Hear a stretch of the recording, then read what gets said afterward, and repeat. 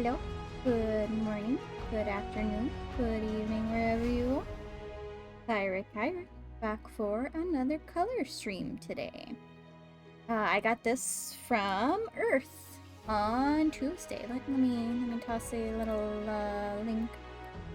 Oops, wrong link to click. Let me toss a link to her commission.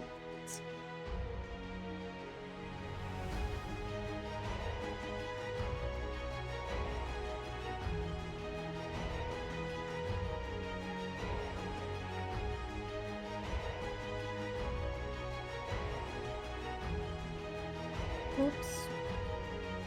One day I'll remember that that is a shortcut. Turn this off.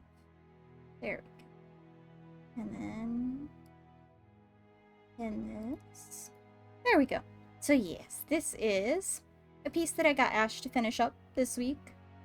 She had a very, very vague concept to go on that I gave her. I wanted to be able to put little pieces of, like, if I'm working on a model kit, I would like to put model kit pieces that she's holding. If I'm working on painting a mini, I'd like to be able to put, like, a mini. And so, a little bit of a difficult concept, but what she went with, and I really like it, is I can put the little pieces being held in inside of the little flames here. I have not hopped in. There we go. Now if anyone wants to join me, they can.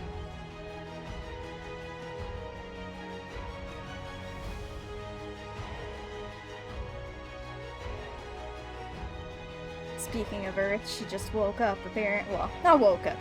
I'm sure she's been awake for a long time, but she just started messaging our D&D chat. Alright, let me post in my Discord real quick.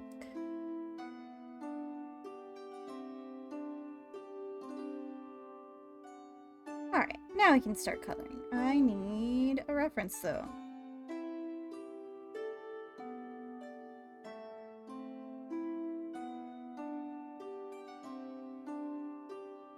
There we go.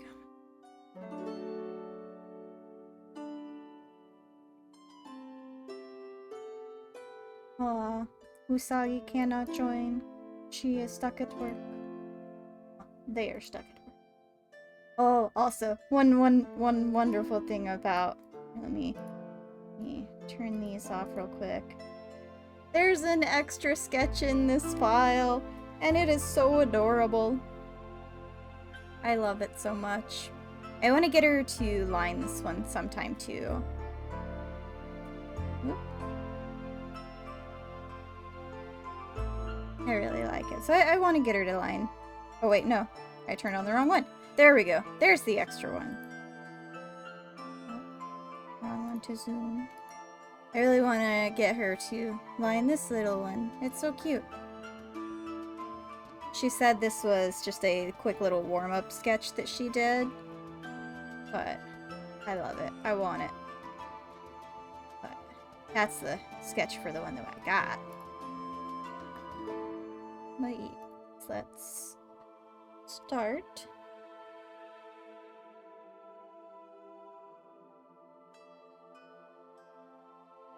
And this one has a lot less that I have to really color than usual. I don't have to worry about the cape. I don't have to worry about the boots.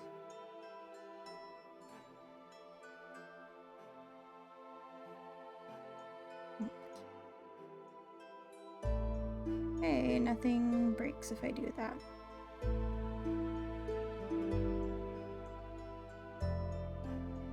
No, that's a lie.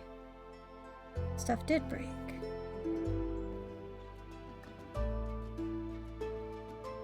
Okay, so it is somewhere on the tail.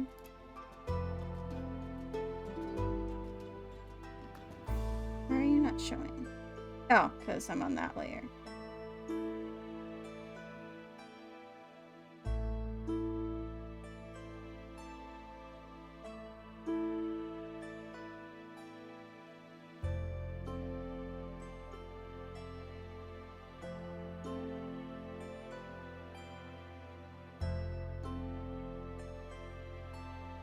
And then something here. So there is a gap on the tail.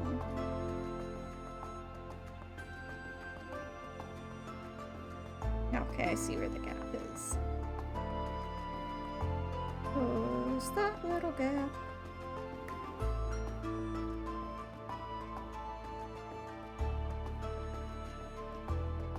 Yes, that took care of it.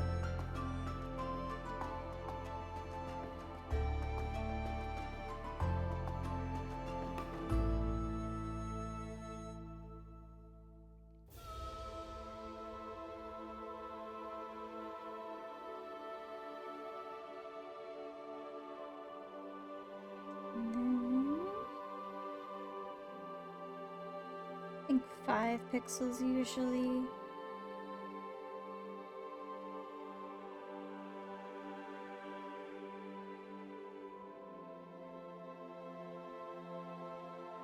And now I go in and clean it up.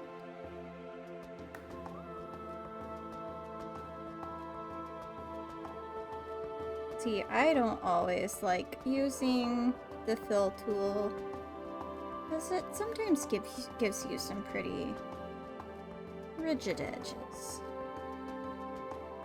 But it at least gets you a quick base to work off of.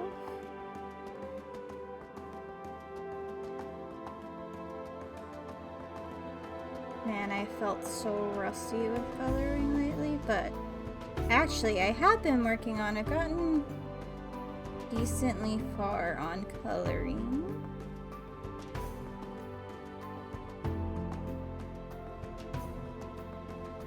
Come on, open up.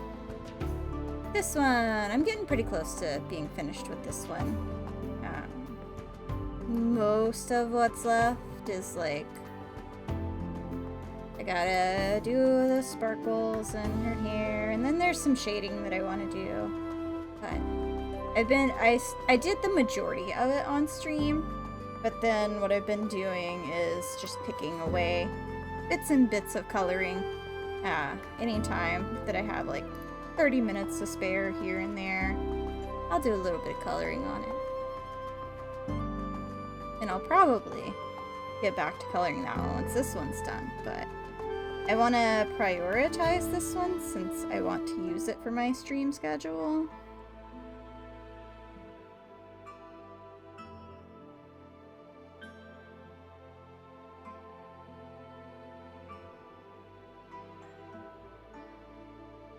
And also, I just realized I never did any audio tests today, so I don't really know how audio levels are today. I apologize if anything's too loud or too low. Just let me know and I will try adjusting stuff. I was trying to get started as quickly as I could.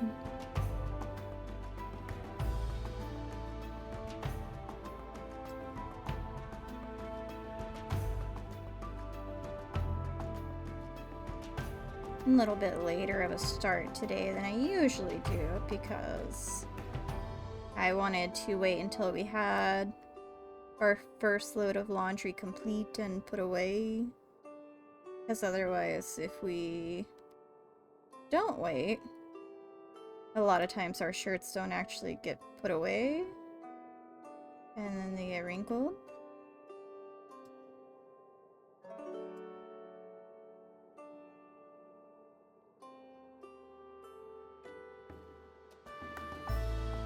I also, while we were waiting on laundry, I went to the store. So I got my shopping for food for the week out of the way so that maybe tomorrow I can do a little bit longer of a stream. I don't know yet what that stream will be. I'm thinking maybe model kit stream, because I still have... I was working on that HMM Iguan, and I still haven't finished it. Because I got distracted with the coloring streams. That, and we've been streaming Lethal lately too. We'll see though. Because if people would like to play Lethal tomorrow, obviously I am going to be willing to play with them.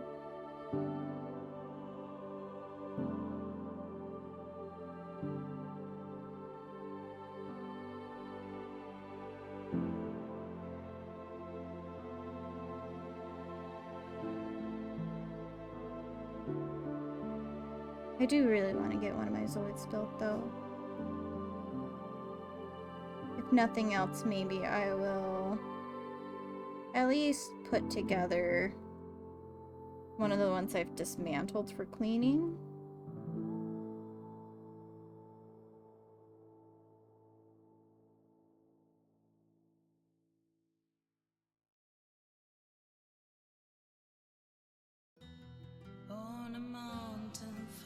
No lyrics. We don't need lyrics. Actually, no, I'll let it play.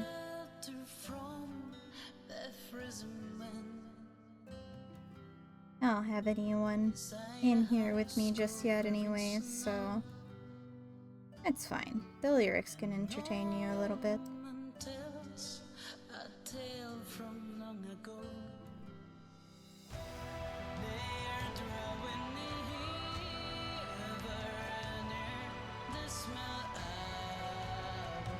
I got another commission in today that I was gonna show on stream, but then it didn't really want to get along with my Microsoft media player, so I don't know if OBS will want to play nice with it.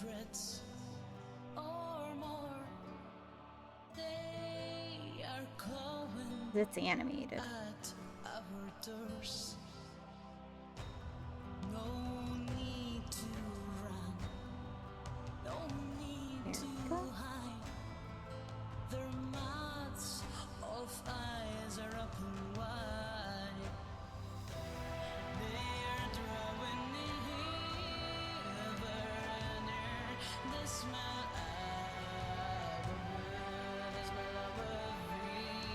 I was telling my partner, I was like, I swear every time Earth draws Kyrat, her tail gets longer.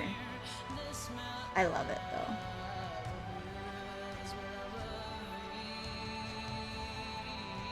If I pull back, I grab this, you can see the original tail was just like pretty slim tail. But when I had her do the beach outfit, she did a sketch with like these plated scales, and I really liked it. And originally she wasn't, like, she drew it in the initial sketch, but then she was gonna scrap it, and I was like, nah man, I love it, please keep them. So if I ever get another model, there will be a tail update. Not that, I mean, I don't think I really ever shown my whole model on a stream. I haven't really had a reason to have my whole model on stream, but I would still do it.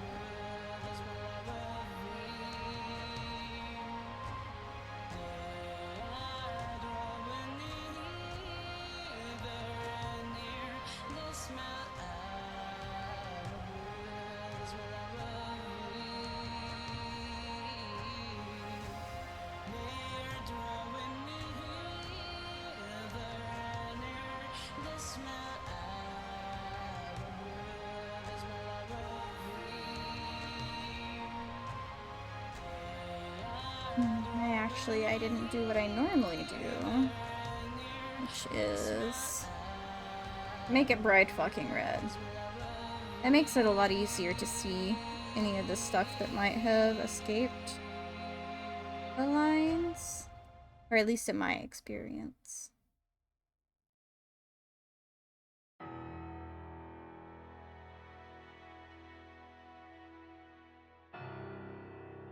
I am also at least getting better about using some of the keyboard shortcuts, like shift and drag to move around.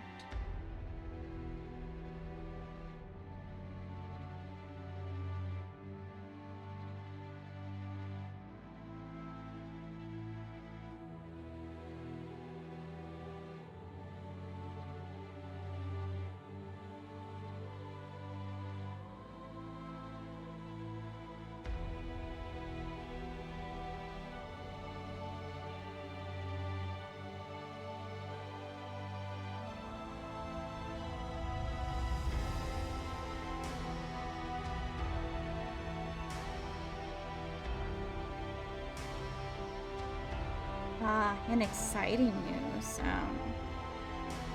So yesterday, actually, let's see. Even before, I think it was before yesterday. Technically, let me see, please. When did I post this? Okay, yeah, no, it was. It all started yesterday.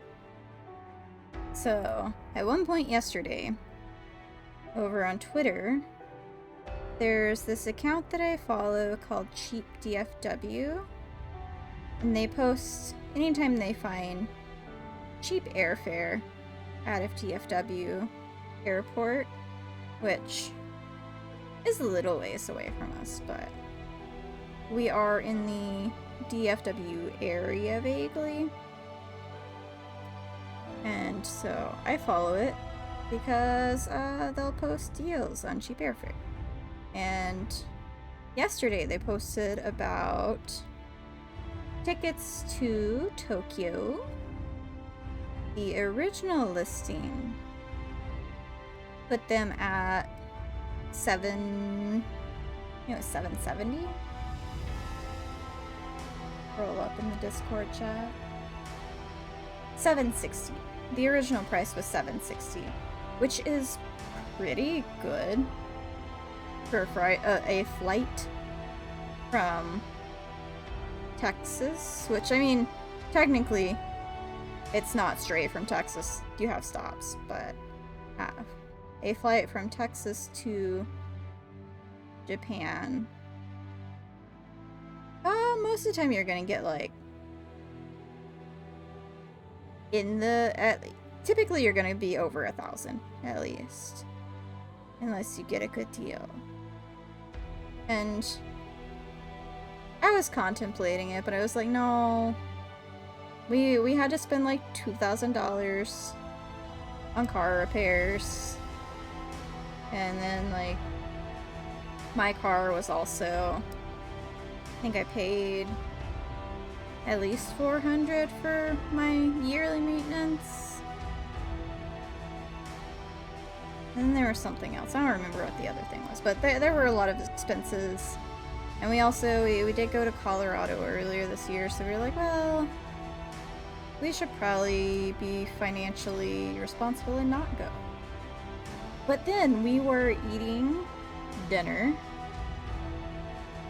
and we were at a nice little Japanese restaurant, and my spouse walks away. We'd ordered. My spouse left to go to the bathroom real quick, get cleaned up before food. She always likes to make sure her hands are very freshly washed. And so while I was waiting on my own, I went to Twitter to just peruse. And lo and behold, on Twitter, Cheap DFW shared, well, there's now airfare as low as $660. To which I was like, damn it. That is such a good deal. The only time I have ever seen tickets to Tokyo from Texas that were cheaper than that they were still closed from the pandemic, and Cheap DFW had shared some airfare from when they were hoping to open, and I had jumped on it back then because for 2 people I was able to get tickets for about $500. That fell through because Japan didn't open in time for that ticket, and so obviously the airline canceled that one and paid us back. But I've never gotten plane tickets to Japan cheaper than what was posted yesterday, the 660. And it's going to Haneda Airport, which there's two airports that you might fly into if you're going to Tokyo. You're either going to go to Narita, which is their main international airport, or you're going to go to Haneda, which is typically more domestic, but obviously some international flights do go through there. But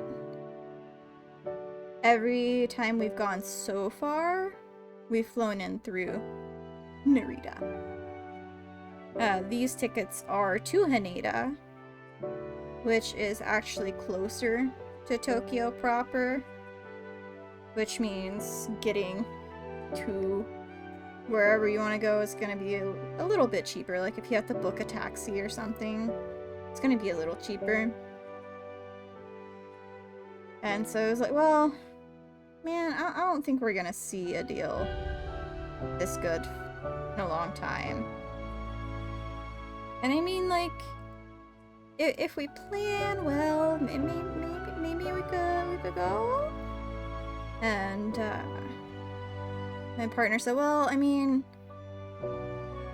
maybe if we could get a couple of our friends interested, I could consider, because obviously she doesn't really have the funds for it right this minute because of all the expenses that we've had.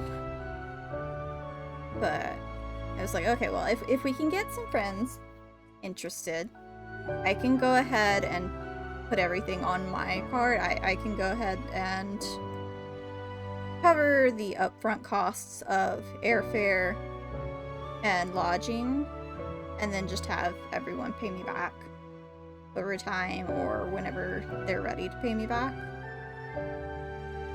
And so we posted in our group chat for all of our friends from college, many of which are scattered all about, but we were like, hey, guys, here's this really good deal. Only thing is, we need to know, like, ASAP. Because these deals, when they post them, typically, like, the longest those deals are gonna be available is maybe 72 hours. So, if you want to go, we need to know now so we can plan this. And one of our friends was like, oh, I've been considering for so long going, and even earlier in the year, every single time I see Cheap DFW post airfare to Tokyo, I share it in our chat, because I do know we have several friends that do want to go. So even if I know I can't make it, I post it that way. I'm like, hey guys, you know, if any of y'all want to plan a trip, here's your chance. And so when they had posted earlier in the year, I don't remember how much, but it wasn't this cheap. But I had shared it, and when I posted that one, that friend had asked, he was like, well, how long do these deals usually last? And I told him then, well, you know, it kind of varies. Sometimes they will last longer, but they tell you sometimes it's as low as 24 hours or less even. And so I told him the same thing yesterday. We were like, well, it technically could last as much as like 72 hours, but I can't tell you that for sure, which is why I'd like to know tonight. That way I can jump on this. And so he was like, well, yeah, I've been considering going too long, and this is too good of a deal to not grab.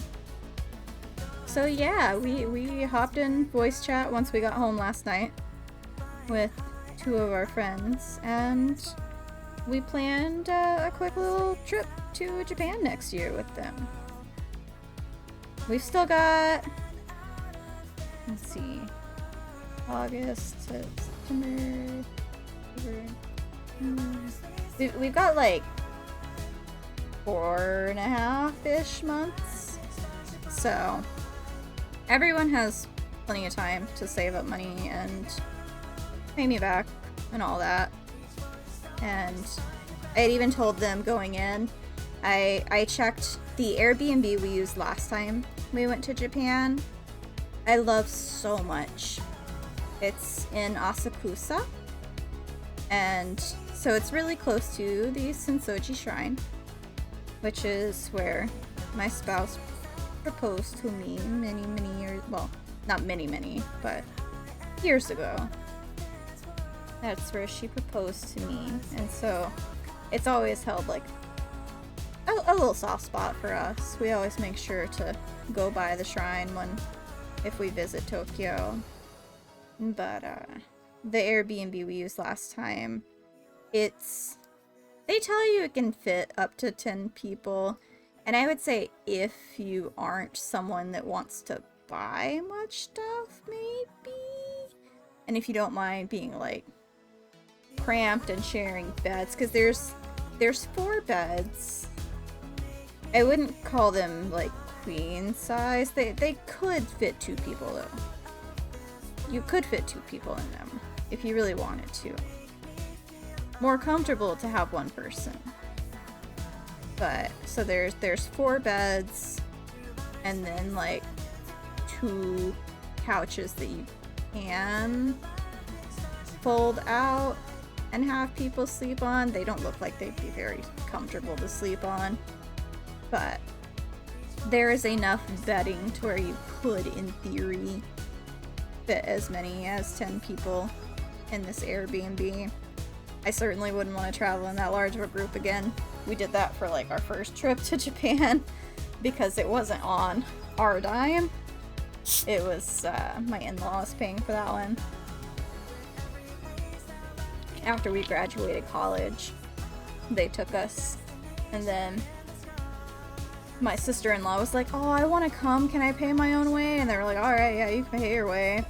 And then our aunt and uncle were like, oh, well, can we come? We can pay our way, and we can take the girls, because they have 2 daughters that love Japan.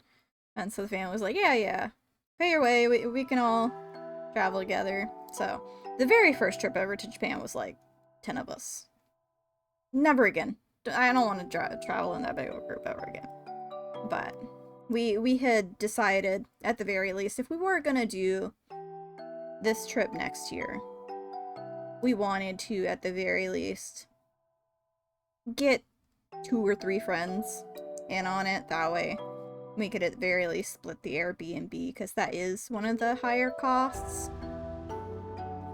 I think last time that we used this particular Airbnb, I do think her prices were cheaper, because it was like right as Japan was opening back up to tourists. Let's see. Where's my receipt? Oh yeah. The prices last time for that Airbnb were so much incredibly cheaper. Let's see. I'll round that up to that. So last time I paid $600 for, it was January 18th through the 24th, so 18, 19, 20, 18, 22. So for like, okay, I think it was around 100 a night last time. And then when I checked the same one yesterday, the prices were $250 a night.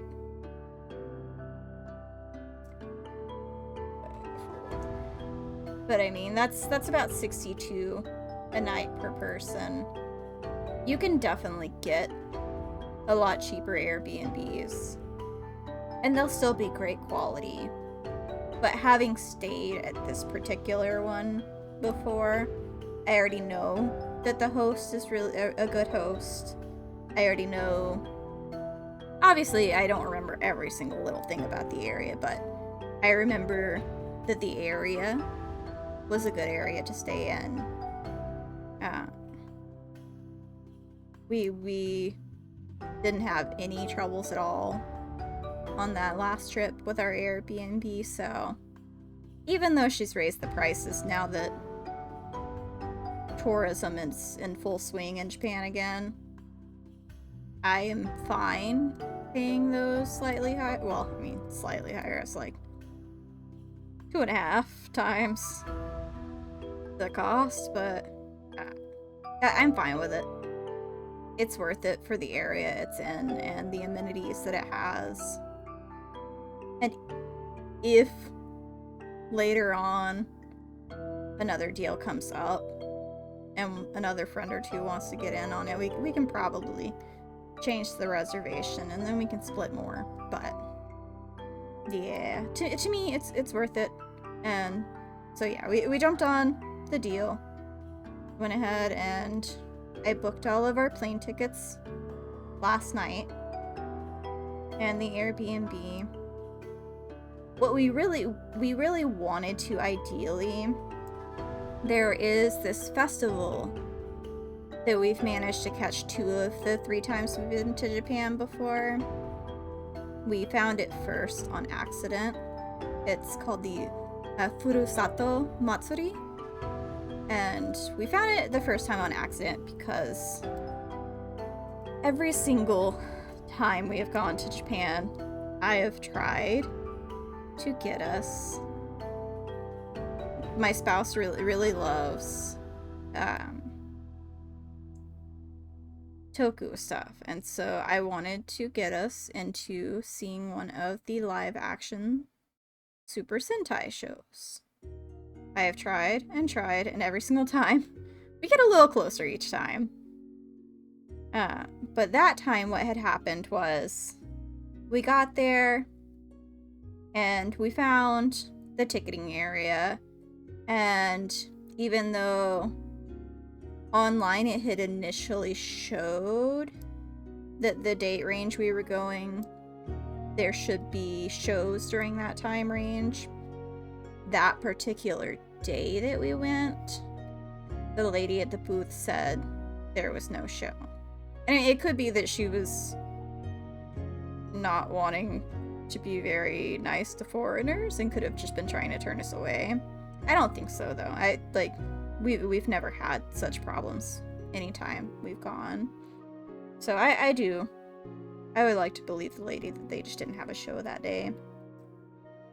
But because of that, we were like, well, we're already here at Tokyo Dome. Let's look around, see what kind of stuff is going on here. And we ran across, there was like a little lion dance festival type thing going on, where we got to have our little heads munched by the little lions. That way, if you get your head munched, you get good luck for the new year and all that. And then we saw signs for a matsuri that was being held inside of Tokyo Dome. And it was not super expensive. Like, I think price-wise it was probably around whatever we were going to be paying for the Sentai show. So we were like, oh, well, we're here. Let's go check this out. And it's a food festival, just big food festival where they just fill Tokyo Dome with stall upon stall upon stall of food places from all over Japan. And that was a wonderful little just thing to kind of stumble upon. And so the last time we went, we knew it was going to be in January, so we're like, oh, well, let's see if we can plan it to coincide with that festival again. And so I looked it up, we found the time, managed to get it right. But this time, so far, there's not much information on if they're doing it. Well, it sounds like they are going to do it in some form next year, but it's very vague. All of the dates on the website still are from the 2023 one when we went. So like they skipped 2024, and there's not a whole lot of information on one for 2025. So we ultimately decided to not time the trip around that. Instead, we said, okay, well, we know one of the two friends that's going with us, we know they really would like to go to a haunted mansion, as in like Disney haunted mansion. And the last time we went, we did go to Tokyo Disney, but the haunted mansion was closed for renovations. So we were like, well, yeah, we'd also like to go again and actually get to ride the haunted mansion, because we already know that's something they like to do, so we'll go with them. We don't plan on every single day that we're there. We don't plan that we have to be with them. So there's my spouse and I, and then the other two are also a couple. So we expect we'll all want like some time off to ourselves. But Tokyo Disney is definitely one that we'll all go to together. And so I was like, okay, well, just so we don't have the same thing that happened to us last time, let me pull up on Tokyo Disney's website and let me make sure what kind of like closures are listed. And sure enough, the original time frame we were thinking of for the trip, because we were like, well, we know when the Furusato Matsuri has happened in previous years, so we could plan for the date range based on that. And we could just be like, okay, well, you know, if it is there, we might get to go.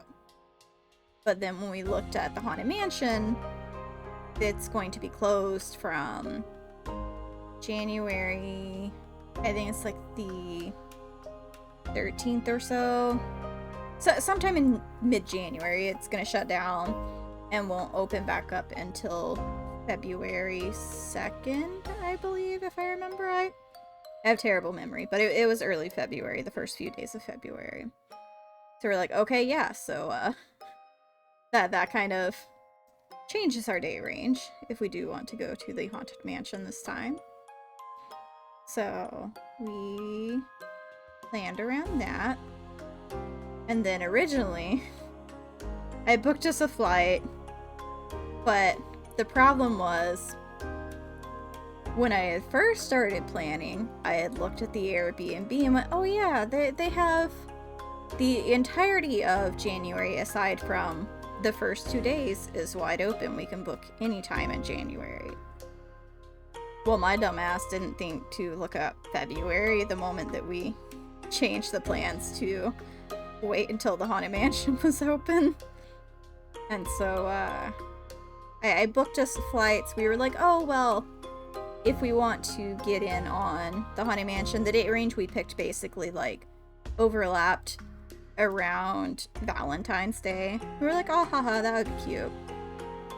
But then after I booked the tickets, I went to go book the Airbnb and I went, oh no, guys. Oh no. They have no availability after like February 13th. This isn't gonna work if we want this particular Airbnb, and I really liked this Airbnb. And so we're like, okay, well, I guess we can start looking around at other ones at least, because I mean, we've done it. We've stayed at Airbnbs twice out of the 3 times we stayed in Japan. The very first time we went, we stayed at a military hotel because my father-in-law is Navy? Ex-Navy? Hello! It's trouble! you came in as I was telling them about Japan. There we are. Yeah, now I can hear you. Yay! It took it a minute to connect. Yeah. So I was telling chat, we have, as of last night, we're going to Japan again next year. Found some good tickets. It was very short notice, so after we left the store last night, I was like, oh well, let's go eat dinner at I'm not gonna fuck it. People know I've been to Fort Worth. Kingyo. We went to Kingyo last night. Cause I was like, well, we were trying to think about what we wanted to eat on the way home, because I was like, I don't want to cook. I don't want to get home and cook. So pick a place and I will pay for it. And then Stella like offhandedly mentioned sushi. Like wasn't even referring to let's go get sushi, but mentioned sushi. And my brain said, oh, we could go to Kingyo. And then like I could actually get the tempura. Because we could eat it there, and then I wouldn't have to worry about it getting soggy. And so yeah, we were, while we were at Kingyo, sitting around, earlier in the day, I had seen alerts for flights for 760. But then while we were eating at Kingyo, they changed the deal to 660. Okay. Which I have only ever once seen flights to Japan go lower than that, and that was when they weren't even open for travel yet. It was anticipation of eventually opening. Right. And so, yeah, we hopped on Discord with two of our friends last night, and very quickly planned a trip for next year. Nice. There you go. And there was one of our other friends that she was considering, but she's also thinking about moving out of her family's place next year. So she was like, I'd really like to, but I don't know how my finances will be around that time. So I don't know. And we were telling her like, well, here's the problem. If you're only considering, this deal is not gonna last. No. And then yeah, today I woke up.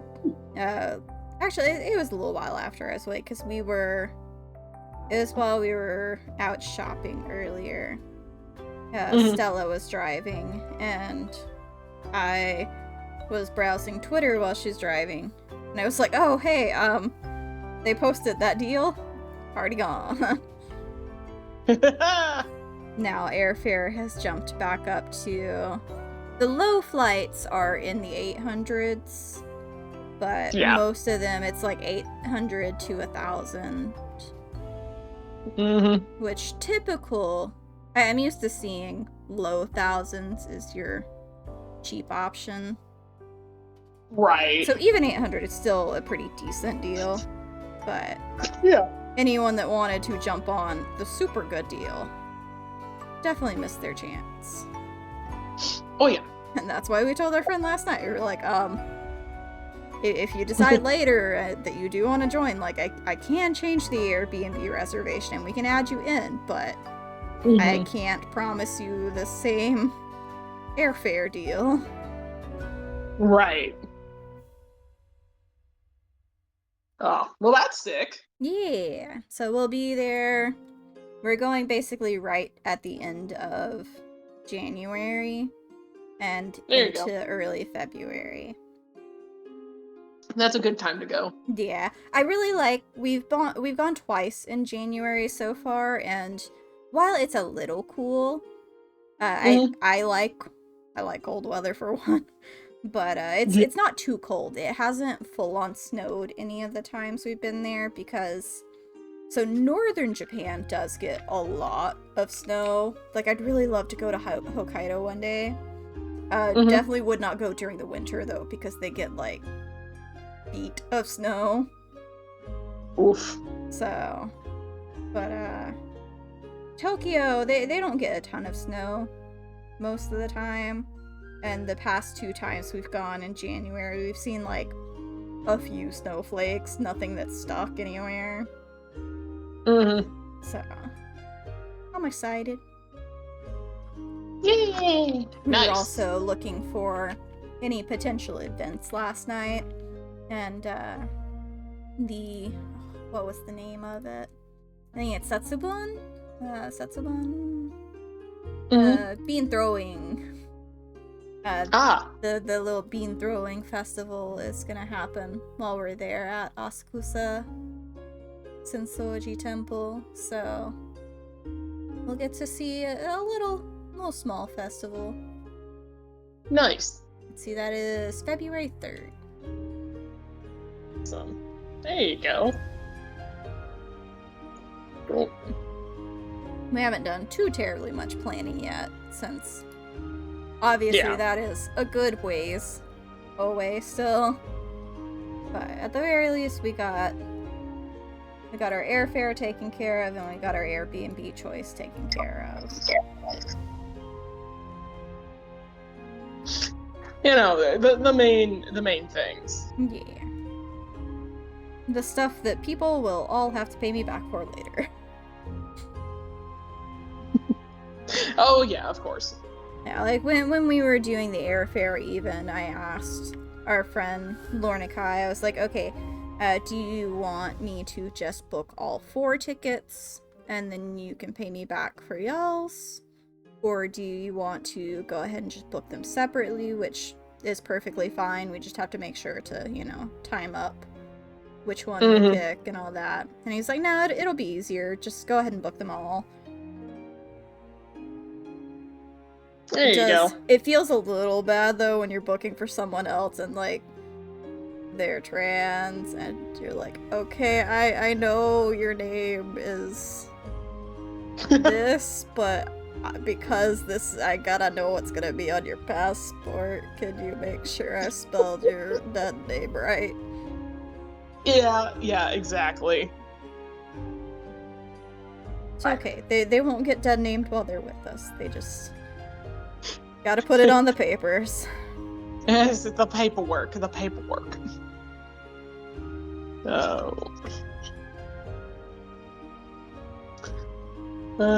I have been sitting here dealing with a very needy weenie dog. No. Is it the one you sent the pictures of before? Yes, I believe so. Of the little bitey monster. Oh yes, a little nibbler over here. Poor little Tyke has an ear infection. Aww. Which I'm sure makes them even more bitey. Not really. It's one of those that it's not changing their personality. It's literally like, it's probably a dull ache until someone hits their ear in the wrong area. Okay, that's good. I've been keeping an eye on it while Dad's not home, and well, hi. Okay, yes, I'll give you pets.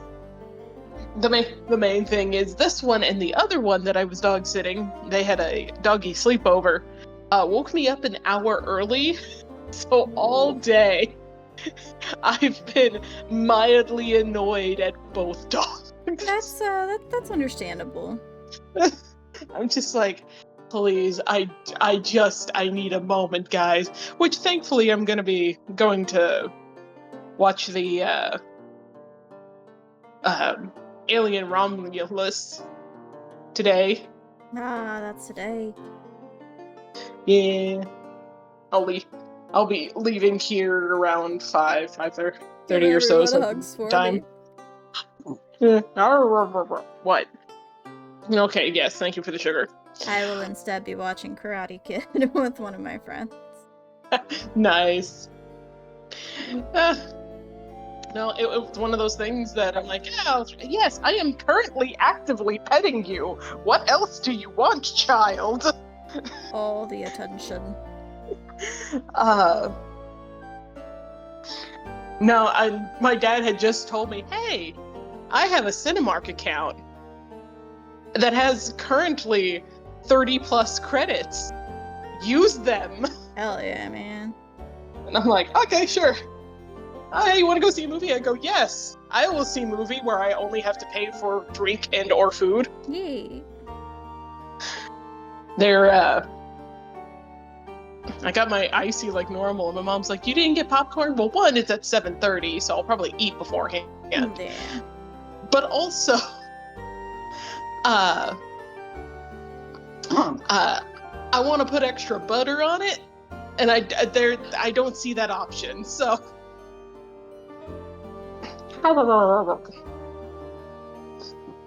Go get your toy if you're gonna be this way.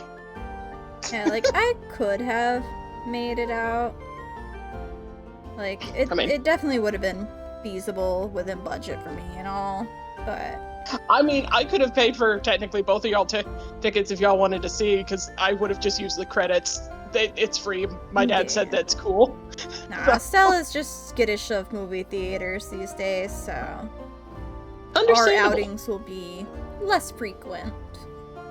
As far as movies are concerned, at least. But also, I think since it's a Thursday, let's see if... What time is the movie? Like 7:30.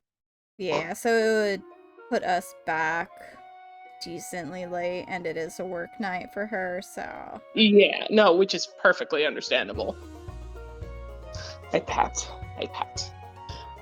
No, right now I've been looking into laptops because, one, I realized I put this in 2019, I think. It was either 2019 or 2017. Either way, this thing is old. Yeah.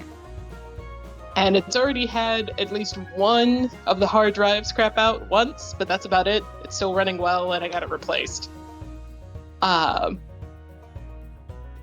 But I normally start looking whenever I realize, this new game that's coming out, all of my specs are starting to get below the recommended level, which means by the time I actually save up for a new laptop, they're all gonna be... I'll be looking at potatoes. Yeah, games are getting a little graphically intense. Oh yeah. Hold on here. Cause actually, I have Best Buy up right now, and I can actually see when I bought this, because I bought it through Best Buy.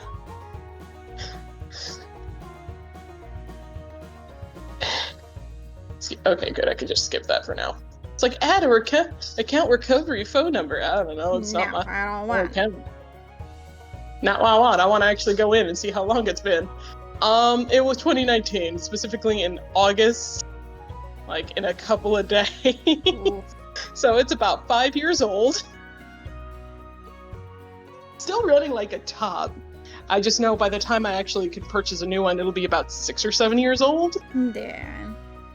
So it's like, yeah, better start saving for one.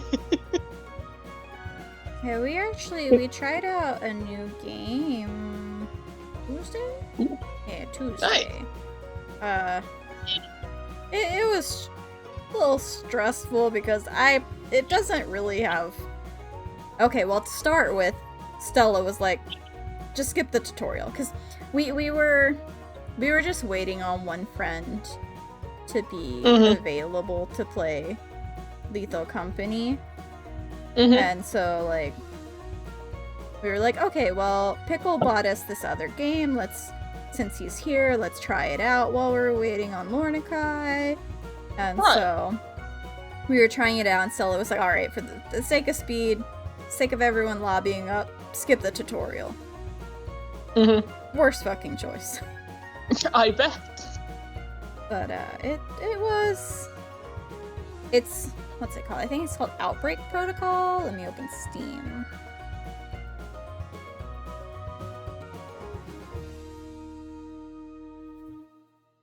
Library? Lockdown Protocol.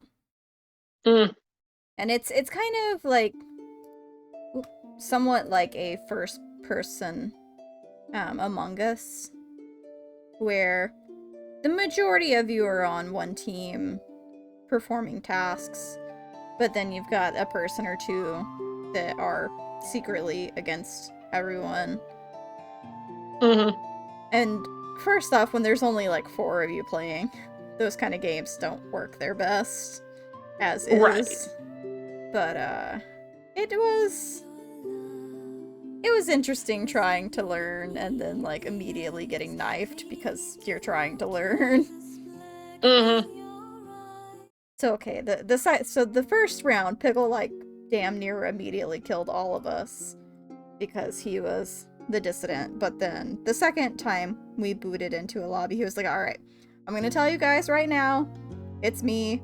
I'm the bad guy, but I'm not gonna kill any of you. We're just gonna take time, and we're gonna try to learn this game." Right. We still did not really learn it because it puts you on. I want to say it has a 10 or 15-ish minute timer for games. And so, we still had not managed to figure out much by the timer went up. We found out a little bit, but not much. And then, after that, the third round, our other Jalen, she ended up being the bad guy. And she was not as nice as Pickle. She did decide to start knifing everyone immediately once she found a weapon. And we're like, damn it, Jayla, we're trying to learn the game. No, this is not, no. I think it has potential, though, and it even, like, when I booted up my computer today, it already had another patch that they were already making some updates, so... Nice. It's definitely going to be one where I need to have some time to actually get to learn it. And I'm not really good at those kind of games where you need to, like, if you are the bad guy, be deceptive. It's one of those things that I will happily play with large groups of people. 4 is definitely a little low. But right. We'll probably play it some more sometime, see if we can get to liking it. Because, like, I know one of our friends wants to, he wants to give, what is that game? Hashtag not Lethal Company. Nah. I don't remember that one's name.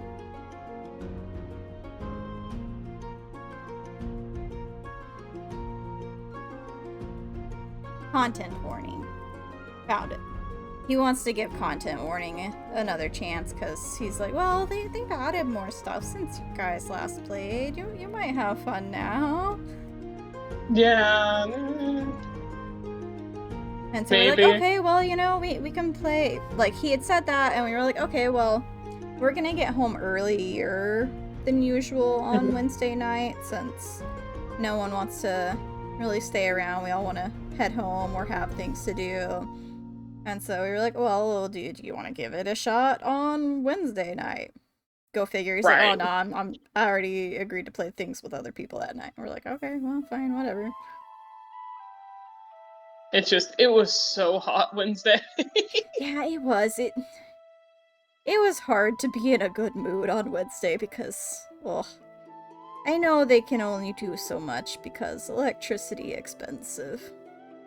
The thing is, like, it's the fact that they're on an end piece, so all of the walls are hot as hell, but you get to the center of the store and you can actually feel the AC. Yeah. It's like, ugh.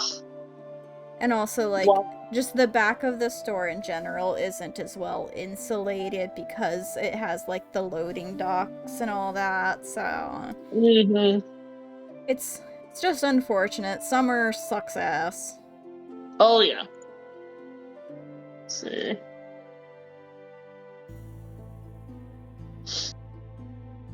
I'm currently trying to clean up. I have too much crap on my desktop.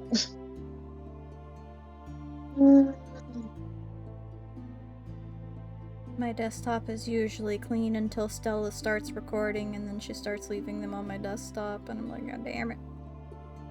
Mine is always kind of all over the place anyway. And it's just like, well, let's see. Where is there it is.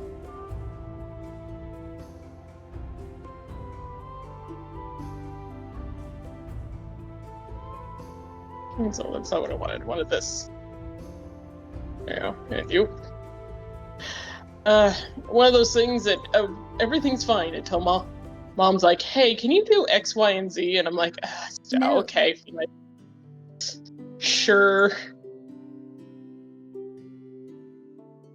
Let's see. Hey, um.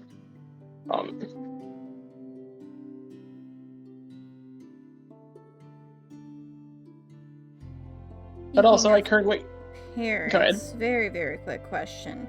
Your dad would be more interested in like small dogs, right?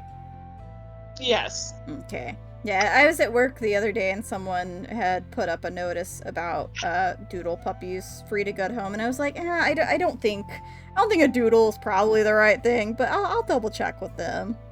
It depends on what the other half of the breed is. Like if it's a Labrador, no, those are going to end up being normal sized dogs. Yeah. Even if the doodle side of it is a miniature poodle, they're still going to be relatively good size. He needs one that he can fly with and not have to pay an extra $100 to give it its own seat. Yeah. Plus, like, a doodle would imply a lot of extra, like, grooming and all that shit. Mm-hmm. So you need to do that as well. What I'm trying to do is move as much as I can over to my Google Drive so I can delete it from my computer. I know that move. Let's see. That was me when I was getting ready to take my computer and just move everything off. Mm-hmm. Currently, I'm not using too much of it from the website, but if you look at the like the file that they put on your actual computer, it's like, wow, this thing is stuffed to the gills, and it's like, yeah, you'd think that. And you go online and you're like, oh, we're all good. Yep, there we go.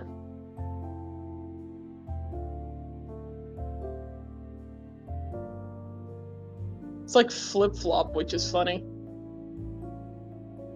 Let's see.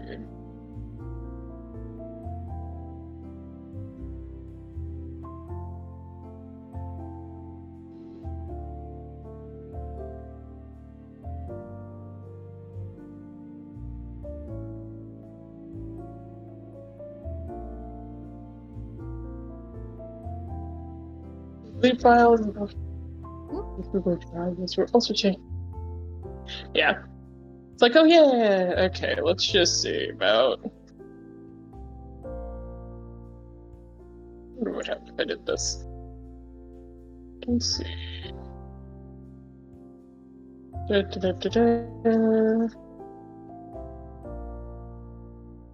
Realized I don't actually have to be very careful about some of this coloring because I'm just gonna color over it again anyways. With a different color. And I'm going to do that as well. Okay.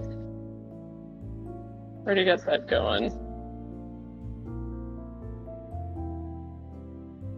Okay, good. So it is doing the correct thing. It's just weird.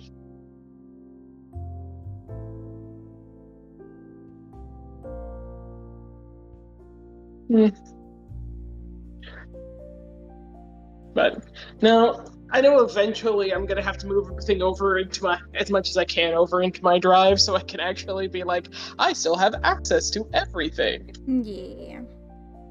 It's also good to have the backup just in case computer like randomly decides to fucking die. Mm-hmm. Everything's connected to it. And everything, so I can pull things over in a moment's notice. I'm just trying to make sure certain files are moved over.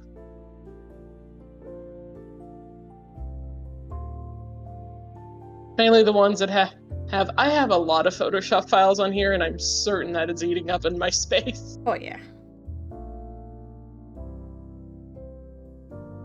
Let's see.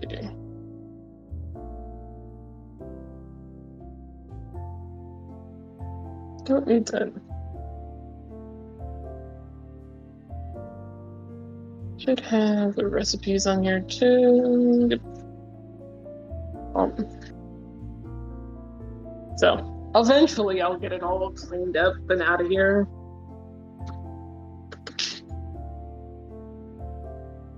There's also a possibility that I need to go through and get rid of hidden Minecraft mods, which that is a big possibility. Ooh, those probably take up a good bit of space too.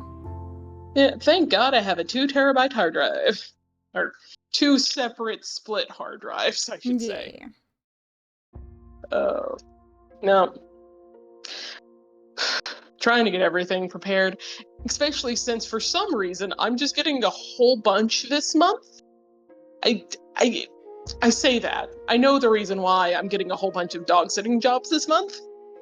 And that's because this month is when so where we live, everyone has gone back to school the beginning of August. So everybody is trying to take either the last dregs of time they have with their family or the last dregs of the first chance they can get to have a summer somewhere without children. Yeah. Which, valid.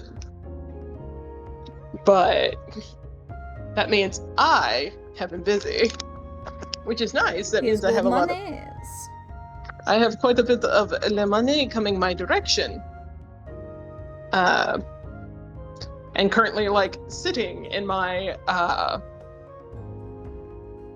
Venmo account. But, you know.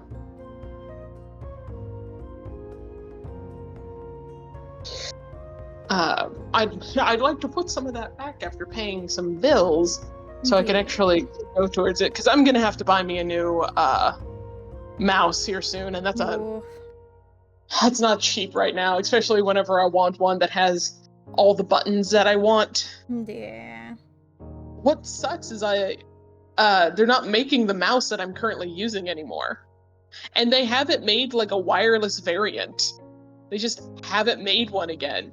And for a lot of MMO players, it is considered one of the best mouse to have. And I've only had it for 3 years, and now the mouse wheel is not wanting to work properly. That really sucks. And like currently my only other like option for a like only $100 one that's also wireless is Razer, and I know for a fact Razer doesn't. They're not. They don't last long. Yeah. I just looked at the bottom of mine and it says it's a Logitech. It's a G602. Yeah, mine's a G600. It's a wired. It has everything, but they have discontinued it.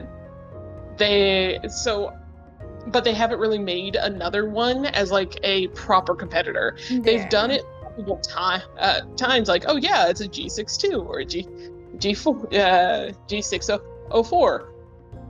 But they don't have the buttons on the side, or the thing that most people like, which you don't realize you use as much as you do, the ring finger button. Oh yeah, no, like, I have to have a scroll wheel. I can't function without that. Oh yeah, no, I read so many comics that using the arrows have been driving me nuts. And the thing is, I'm fine, like, going up is fine, it's going down. I'll be fine, then all of a sudden, it'll just stop working.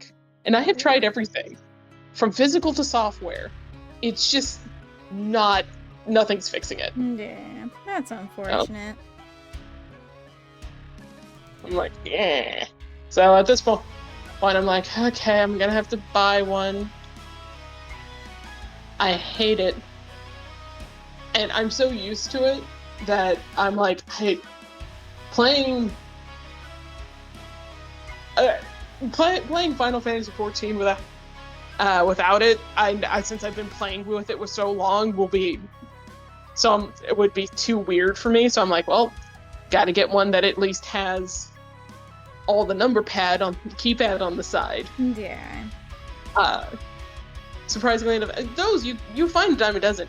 You cannot find one for that has that ring finger button that is either good or doesn't cost an arm and a leg. So I'm just like, okay, fine. Guess I'll be buying this one because at the very least it has buttons that I can. That's the normally the DPI buttons that are in the center normally. It's put in the weird place right next to the pointer finger, and I'm like, why is no? I'm gonna reprogram those and make one of them shift in the other control.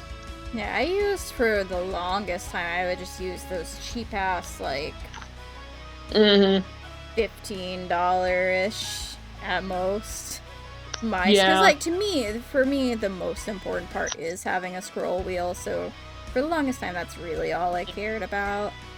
But I think at one point, I had seen in person, I got a really good deal on my current one, so I was like, you know what? For once, I'll try one of these fancy mice with buttons and stuff. Right. And these days I use it for like my toggles for my model. Mm-hmm. Those are all linked to my mouse now, so I am what's this one? You get very used to certain ones. Oh dear God, that's $150. Why is it so expensive for reason?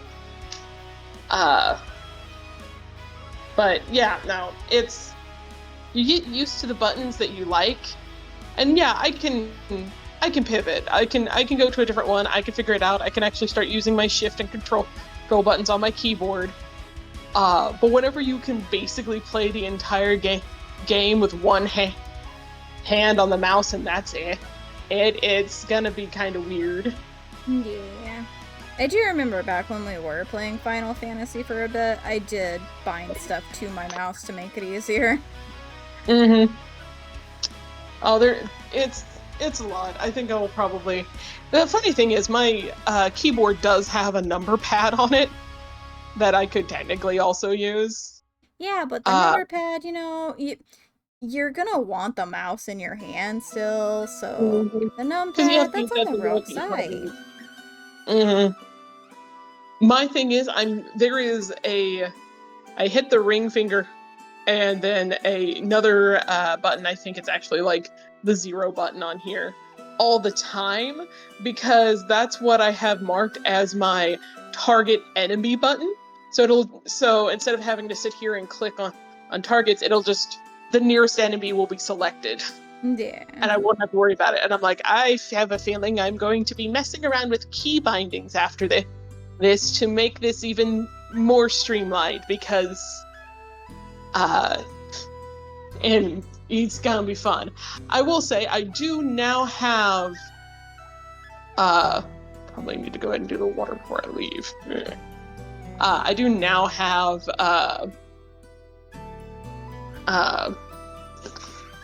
like enough money to actually buy me the mouse. I might end up going and doing that while I'm out. We'll see. I don't know if I'll have the time.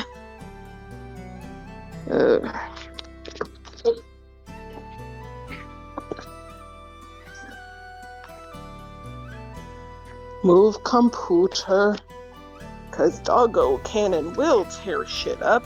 Already has. My poor booba mouse pad. I don't know that I've ever seen your booba mouse pad. I think I might have a picture on here somewhere. Probably took it a long time ago. Probably when it still looked nice. Yes. Because I got it, I don't know how long ago, to be fair. I bought it whenever I bought it off of Etsy like a while back. which the last time I checked, the person that makes these does not sell the specific one anymore. Oh, So I'm that's like, sad. well, shit. It's not like completely torn apart, but I'm just like, It's certainly getting there. well, the dog got hold of one of the boobs. Oh no. Which isn't the worst, but isn't also the best. Yeah. Go through the tons of pictures that I really should get rid of at some point.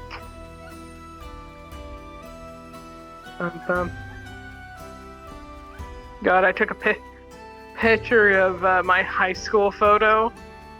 I don't think anyone would like it. It's basically seemed like it's me, but very uncanny. And then be like, why the fuck? I think I had black hair in high school. Naturally, you know, in my goth phase and all that. Of course. No, mine was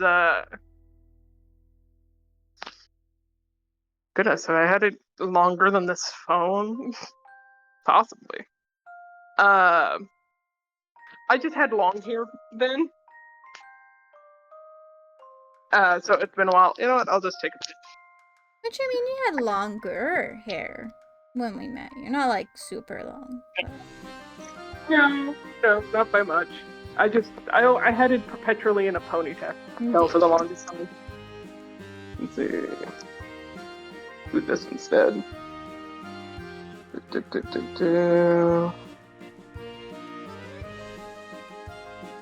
Nope, not that.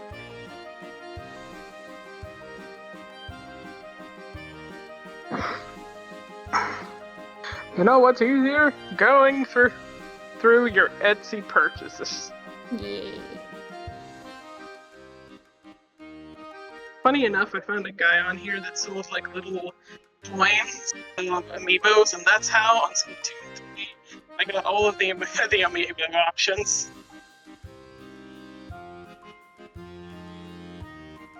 Let's see. Whew. Wow.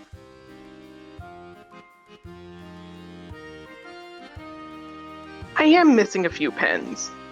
Now realizing. I have a few pens that I have bought that are on here that I don't know where they are, so I'm gonna have to search my room for them. Oh no. Let's see. What? Oh no, did they take it off of the... Let's see. I know sometimes whenever they take it off, it, for some reason, gets kicked out of my purchases. Okay. Well, I know Etsy's also going through the whole, oh, well, we don't like suggestive content anymore. Uh-huh.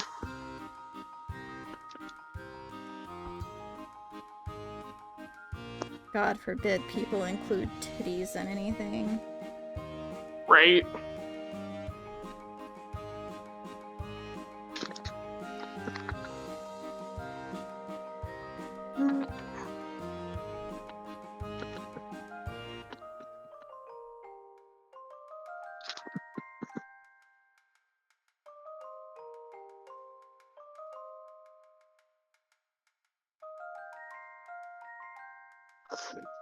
Oh, when in doubt.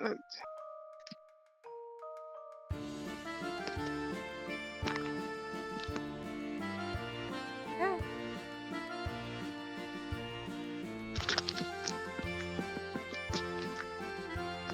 Let's see. That's really make life simpler. It might also just be been so long since I bought it. Who knows if they're even still on Etsy anymore. Yeah.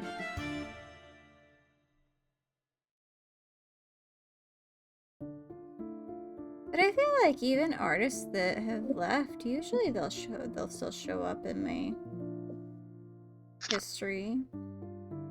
Yeah. Mind you, I was using the app might be better to actually look on the physical website. Oh.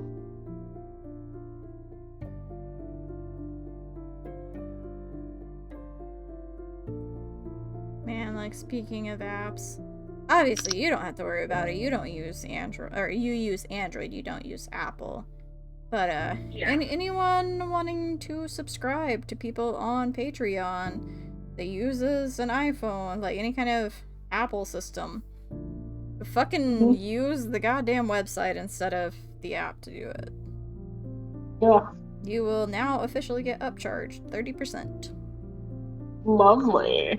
Yeah, Apple decided to pull bullshit where they're like, well, you know, since this app is being listed in our app store, it has to pay the 30% fee and all that, so. Mm-hmm. There we go.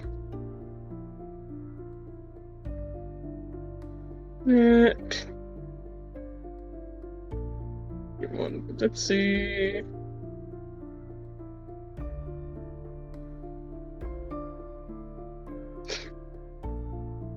Yay, a WebP file. Aw, the fucking worst. Why? Why must you be a pain? Alright, I'll just put it in collab chat. Let's see if it wants to actually work. I am paying for Nitro, so. Yeah. There we go. Yeah, That's really it. pretty. Yeah, they're not selling it anymore.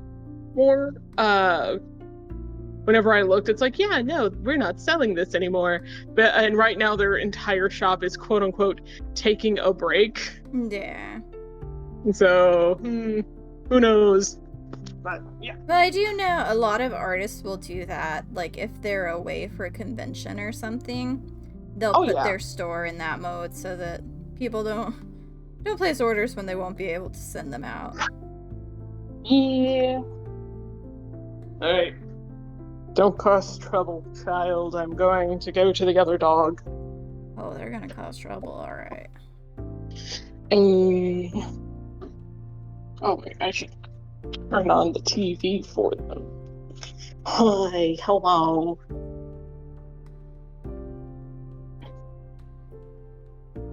I'll let you watch Pokemon. How about that? I'll take that as a yes. For real? We get to watch Pokemon? We're gonna watch about Pokemon. What was that earlier?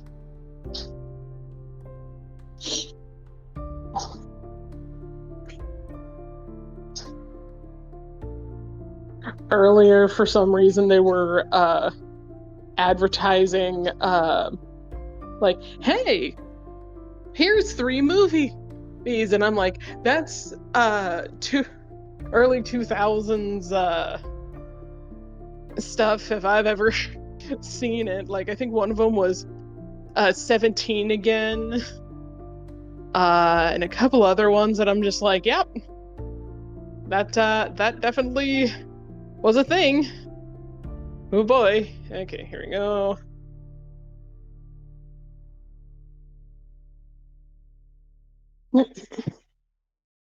Watch this person go through the entirety of Pokemon Scarlet, it looks like, and its DLCs. How about that, child?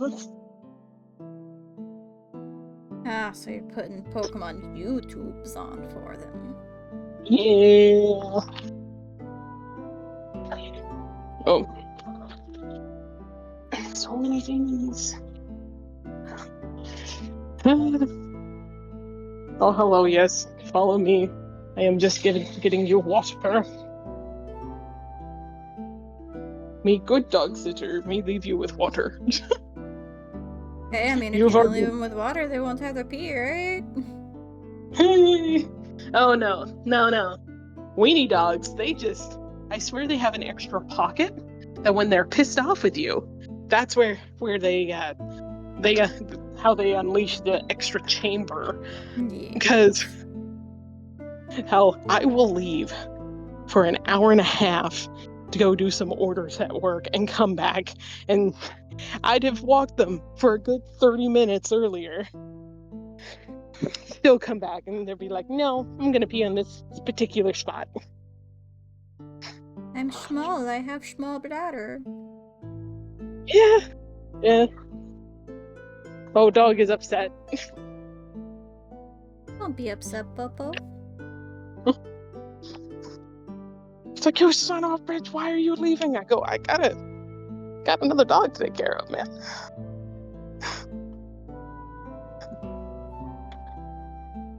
Dog like, you double booked me, you son of a bitch. Oh, fuck yeah.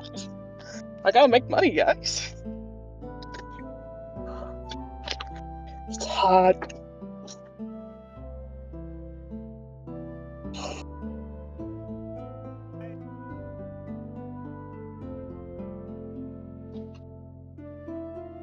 And we went outside to do some shopping today, and even just going out for a little while is like, What have you done? Texas, why have you It makes me want, angered like, the sun god? It's like, okay, well, I went outside, therefore I need ice cream or a snow cone.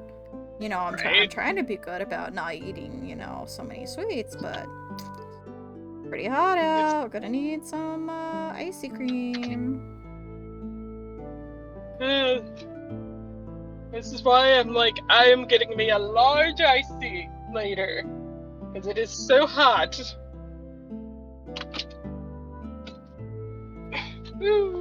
It was good, though. I didn't buy a soda on the way out from the Sam's Club. But also, I have a soda next to me that I'm drinking. I just drank the soda at home instead of the soda at Sam's Club. Hey. Oh, at least you didn't spend extra money. It's like less than $1 though, so like it's not bad.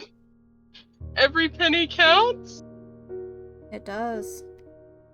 I'm gonna try to be good about commissions for the next few months because I start saving up for the trip. But I'm not gonna not let myself get commissions. But I just have to be a little better. Right. I'm gonna leave this running. It's way too hot. Ugh.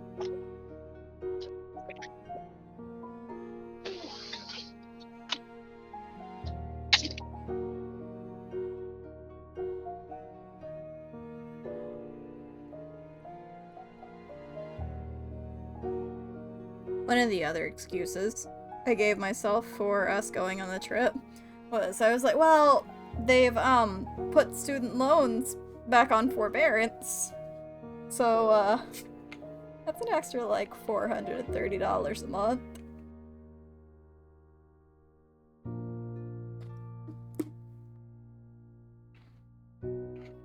Some of which I will let myself get commissions with. But I told myself, while loans are on forbearance, I need to put aside at least an extra $250 a month leading up to the trip. There you go. Womp.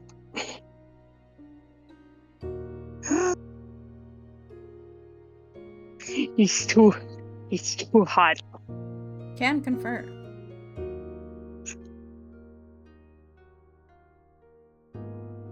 Oh, summertime's not the times to be a dog sitter. Having to go out during the heat of the day. Yeah. No. I am going to go ahead and get off of here so I can deal with this dog and then go and watch spooky aliens. Okay, well, have fun. Give everyone hugs for us. Will do. Love y'all. Love y'all too. Bye. Bye-bye. And then it was just us again.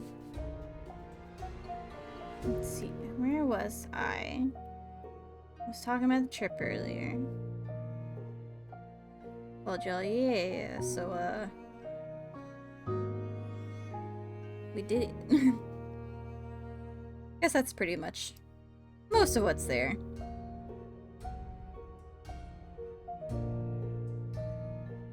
So far, the only main thing we have planned is making sure to go to Disney. And we might make a day trip down to Universal Studios Japan. We're kind of debating on it. We know our two friends that are coming along. One of them would like to go to USJ, and we were like, well, here's the thing. That's down in Osaka. That's like a good 6 hours away from Tokyo. I don't know if you really want to do that on the same trip, but we'll see. It might be that they might go and we might not, because as I said, we're not beholding ourselves to doing every single little thing with them. They are adults. They can handle themselves. I trust them to behave. They do not need us to chaperone them everywhere they go in Japan.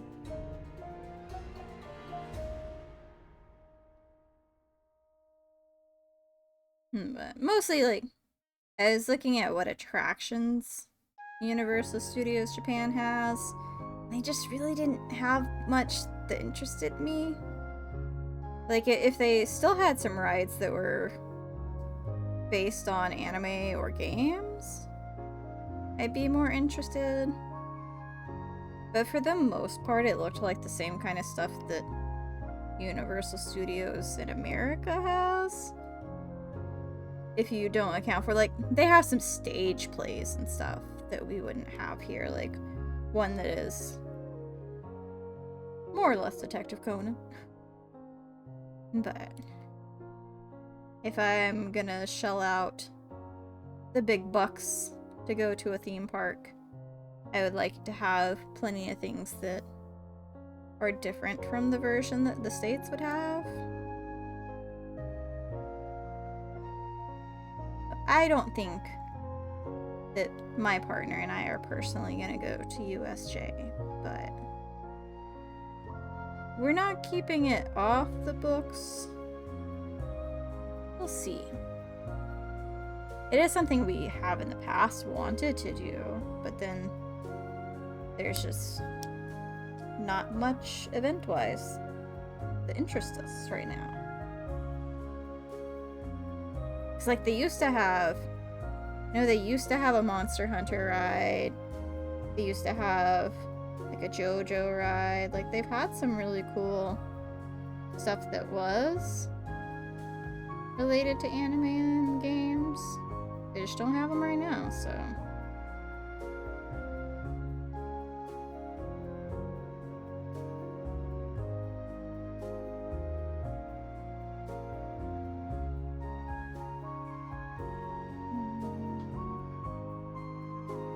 And that's gonna end up being the pen, but I think that's still.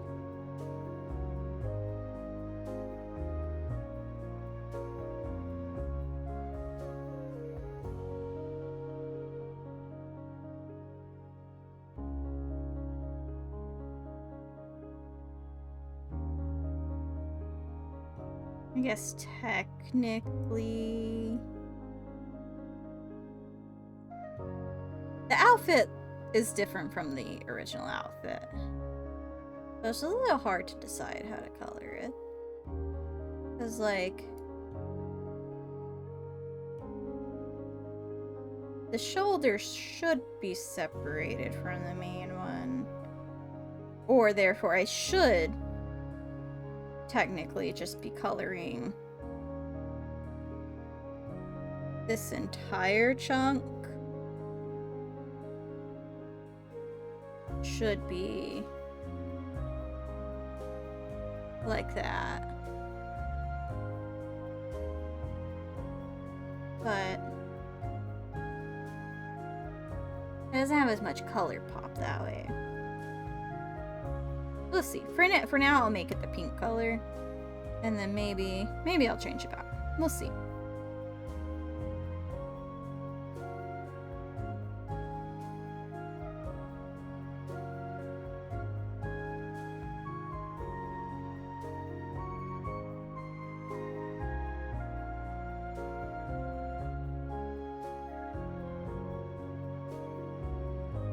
I am very excited about the trip, though. Got plenty of time to plan and save. One of the main things I usually do while we're there. So, like, playing crane games in the US is so goddamn expensive.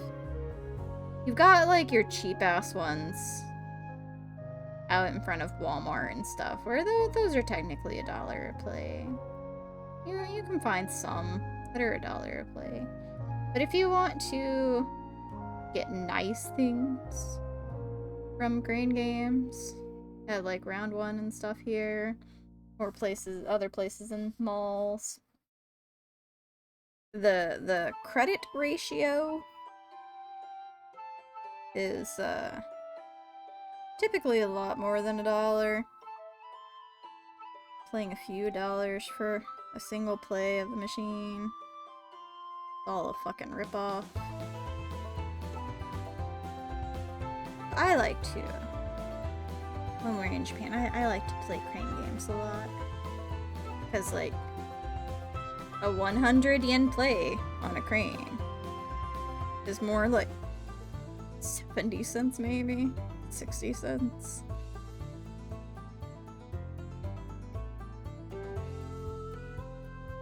Right now, at least.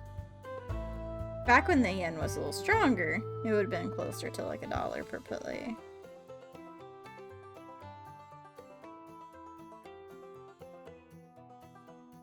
I think it would be really fun if I have enough viewers by then. I could actually do some giveaways of plushies and stuff that I got from the cranes, because a lot of times it's not necessarily that I want the stuff from the crane, it's just that I wanna win stuff from the crane.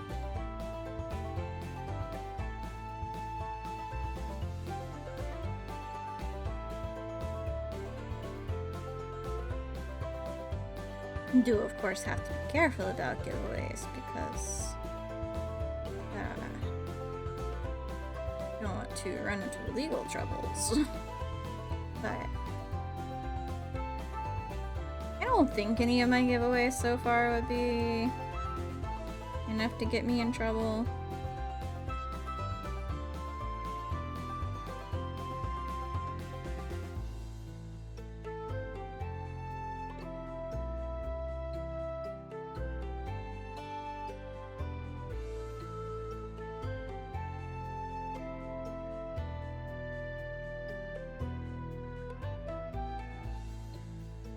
I just want to share stuff with people, man.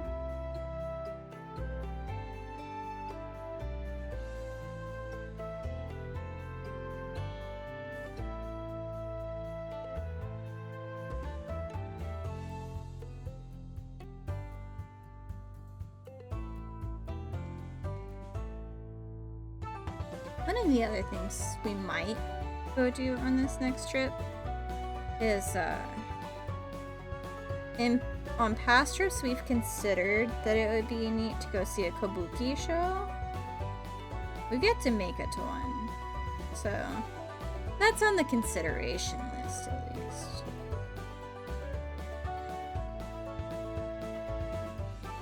We've also agreed, so both of us still have, we've got our birthdays, mine's next month, and then Stella's is October. Then our anniversary is also in September. And then you got Christmas. So, like, there's a lot of stuff coming up. And we have agreed. No presents. No presents. Our present is saving for Japan.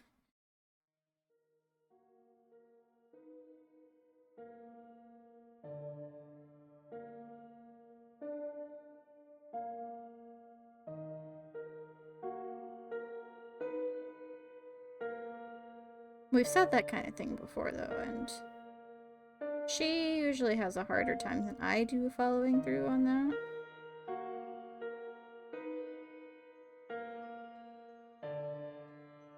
I'm gonna hold her to it, though.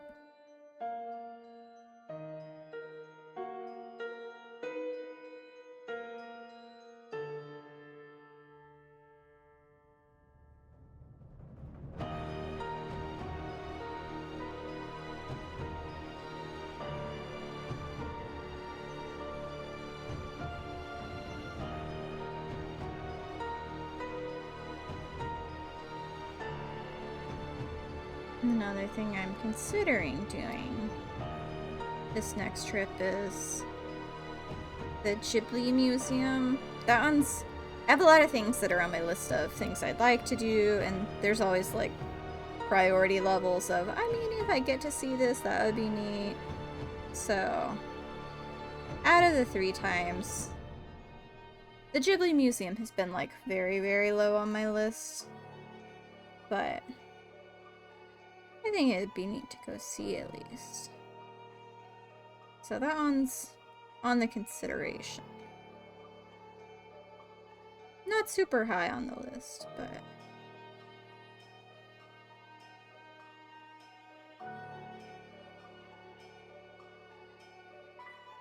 what I really...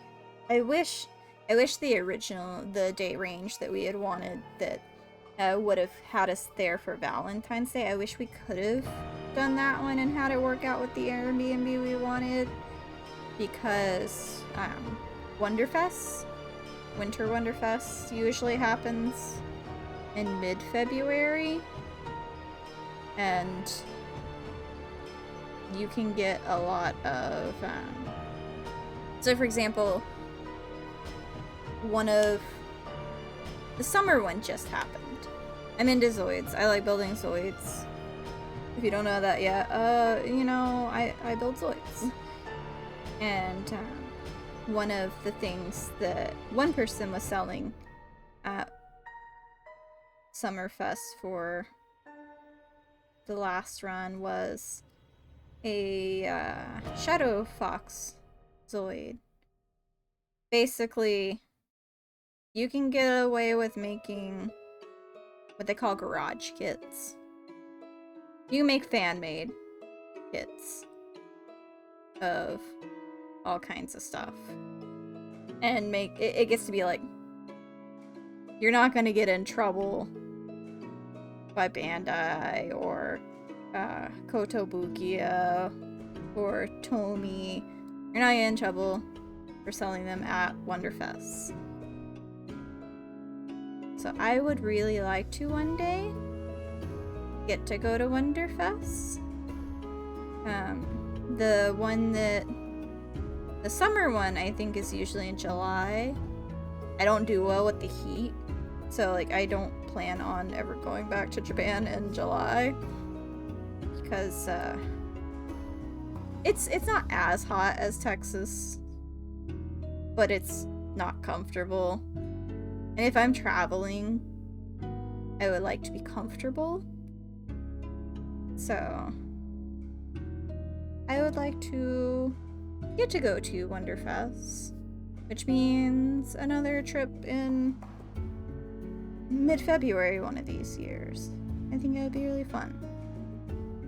I don't think our date range for this one is gonna line up for it, sadly, but who knows? Maybe 2025, for some reason, they'll decide to do Wonderfest a tiny bit earlier. I don't see it happening, but you never know. They've also...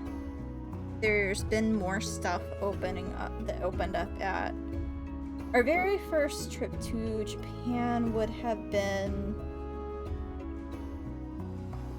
like 2016? No, go away. I'm not gonna pay for viewers. I can have 0 viewers, and that's fine. I'm not gonna pay for viewers. But anyways, our first trip, I want to say, was around 2016. And we did go to Disney Sea on that trip. So it's been probably 8 years or so since our first trip to Japan. Which means there's been plenty of time for more stuff to open up. New attractions and all that. So I would like to... We're thinking about going to Tokyo Disney again. See any of the new stuff that's there. Disney Sea specifically. We already know we're going to Tokyo Disneyland, as we all want to go see Haunted Mansion. Our main consideration for those is, do we try to do both on one day? Do we take 2 days for it? Do we only do the one? We could also, like, one of the things Stella and I were talking about a little while before the stream while we were folding clothes. We were like, well, we could also... A lot of theme parks and the like, they will do tickets where it's cheaper if you buy a ticket that only gives you entry after a certain time period. So, like, you come in the evening or the afternoon, whatever, and then it'll be cheaper.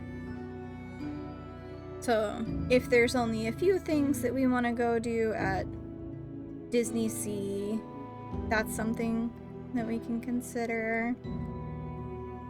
We'll see, though.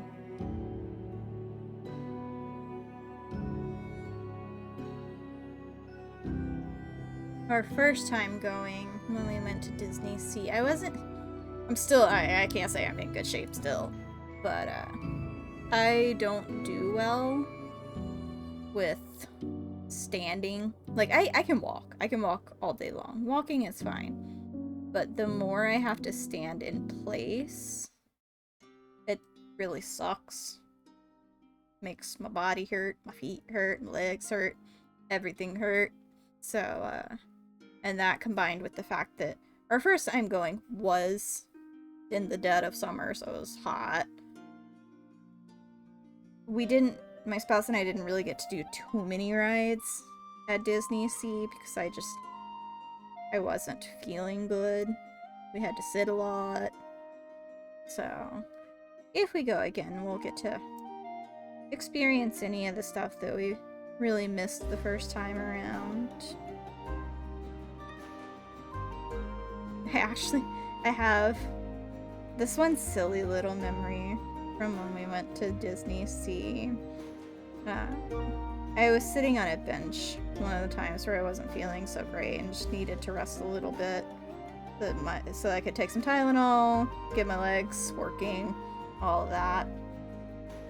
And I guess like some high schoolers were there, but there was this one guy that he was in a larger group, but he was doing some silly little belly dancing shenanigans, showing off essentially. And he saw me like chuckle and smile as he was passing by, and so he looked over at us and smiled and stuff, and I was like, oh, that's cute.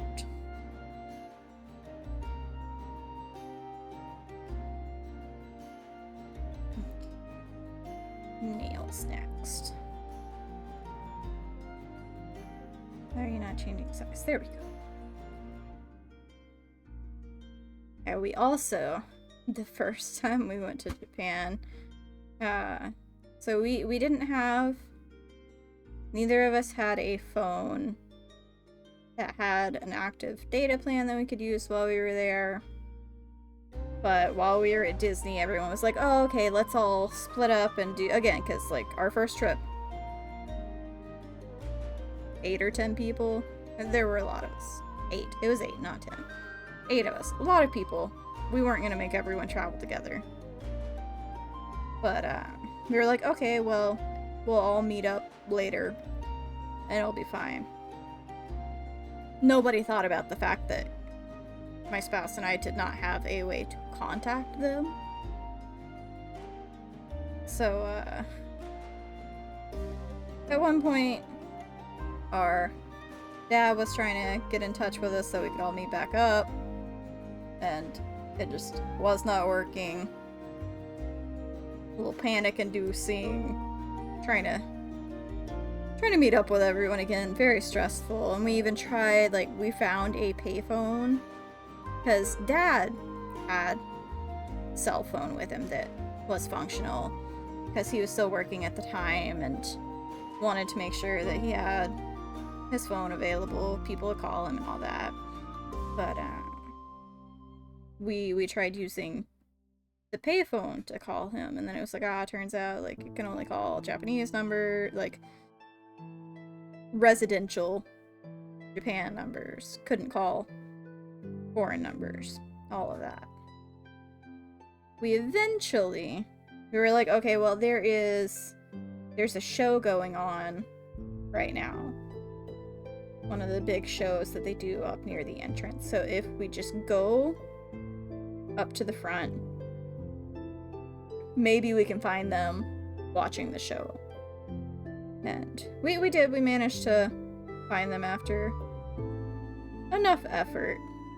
But I can definitely say going to another country and not having any kind of data plan available to you is very stressful. I am quite happy with the previous, by the time we did our second ever trip to Japan, I had recently moved over I had AT&T. They're not super friendly with overseas travel. Like, you have to pay quite a fair amount if you want to have data from AT&T while you're overseas. But I had switched to T-Mobile because their prices were also just in general better than AT&T. So I had switched, and then when I switched, I saw that T-Mobile gives you free data while you're traveling in certain countries, and Japan's among one of the countries that you get data. This is not an ad. T-Mobile is not always the best as far as mobile companies go, but I have personally determined that as far as traveling goes, if I like to travel, I consider T-Mobile to be a very good cell phone company for a traveler, because you do not get the best of data while you're abroad, but you get data for free. You don't have to pay for it. And Wi-Fi calling, as long as you're connected to Wi-Fi too, you don't have to pay for your phone calls. So, for example, during our last trip, I always board my cats with our vet because, well, my boy's old. He has problems. I don't want to have, like, Petco or someone deal with his problems. I'd prefer him be at a vet where if he has something happen, they can take care of him. And they make me sign papers being like, all right, how much do you want to pay without us calling you, type thing. So I would get phone calls from them at, like, in Japan it would be like 4 a.m. because time zones. But they would call and be like, hey, he had another rough night, yeah, blah blah blah blah blah. I'm like, yeah, that's fine. Give him whatever medicine it is that he needs. And never had to pay extra out of pocket for that. So, personally, love T-Mobile from a traveler standpoint. But even if it's not T-Mobile, like, if you have a company that you have to pay extra for, I definitely would recommend being able to have some sort of data access. It's stressful to not. But a lot of places, if you do like an Airbnb, for example, most good Airbnbs will include what's called a pocket Wi-Fi. And basically that will give you Wi-Fi wherever you're walking around that you have access to. We didn't have any of that during our first trip because, as I stated, it was not paid for by us. Literally the only thing I had to pay for on our first trip was anything souvenir-wise that I wanted. My mother and father-in-law, they paid for all of the lodging. They paid for all of our, like, Disney tickets and stuff. They paid for all the big things and just said, alright, you guys just take care of any souvenirs you want. If we're not with you, obviously you'll have to pay for food. But for the most part, they paid for everything. Which, even if I have gripes about how some of the trip went, I mean, traveling with 8 people just sucks. Don't do it. But, I am eternally grateful for that trip with them. And I would like to possibly one day go back with just mom and dad instead of, everyone that we went with. Because each individual person is fine. It's just when you're traveling with 8 people, it's stressful. But, the lodging actually only costs, like, for each room, since we were staying with, it's not an embassy. I don't remember what it's called, but it's essentially a hotel for military. And so you have to have someone that is either currently active duty or was, like, that is retired from the military to be able to be on the base. And so that was only like $27 a night. Insane for what lodging we got. It was amazing lodging. But obviously, I no longer have access to that. If we ever went with mom and dad again, I'm sure we'd do that same thing. We'd stay on one of the base hotels, whatever they're called, for the sake of price. That would make it a much cheaper trip. I mean, damn, honestly, if we had thought about it yesterday, we could have called mom and dad and been like, hey mom, dad, you wanna go on a trip? And that we could have done that, and that would have made the trip even more affordable. But I mean, it'll be more fun to get to experience Japan with a friend that hasn't gone before. But yes, as I was saying, they paid for the majority of things. But obviously I was not going to ask them for things like, hey, will you help me get data coverage while we're there, type things. Because at the time, we weren't married yet. I mean, they knew Stella was going to propose to me while we were there. So, like, they already viewed me as their daughter, and that's why they were fine paying to take me and all. But, I would not have asked them to pay extra for things like data and all of that. But it did mean that I did not have any kind of cell phone usage.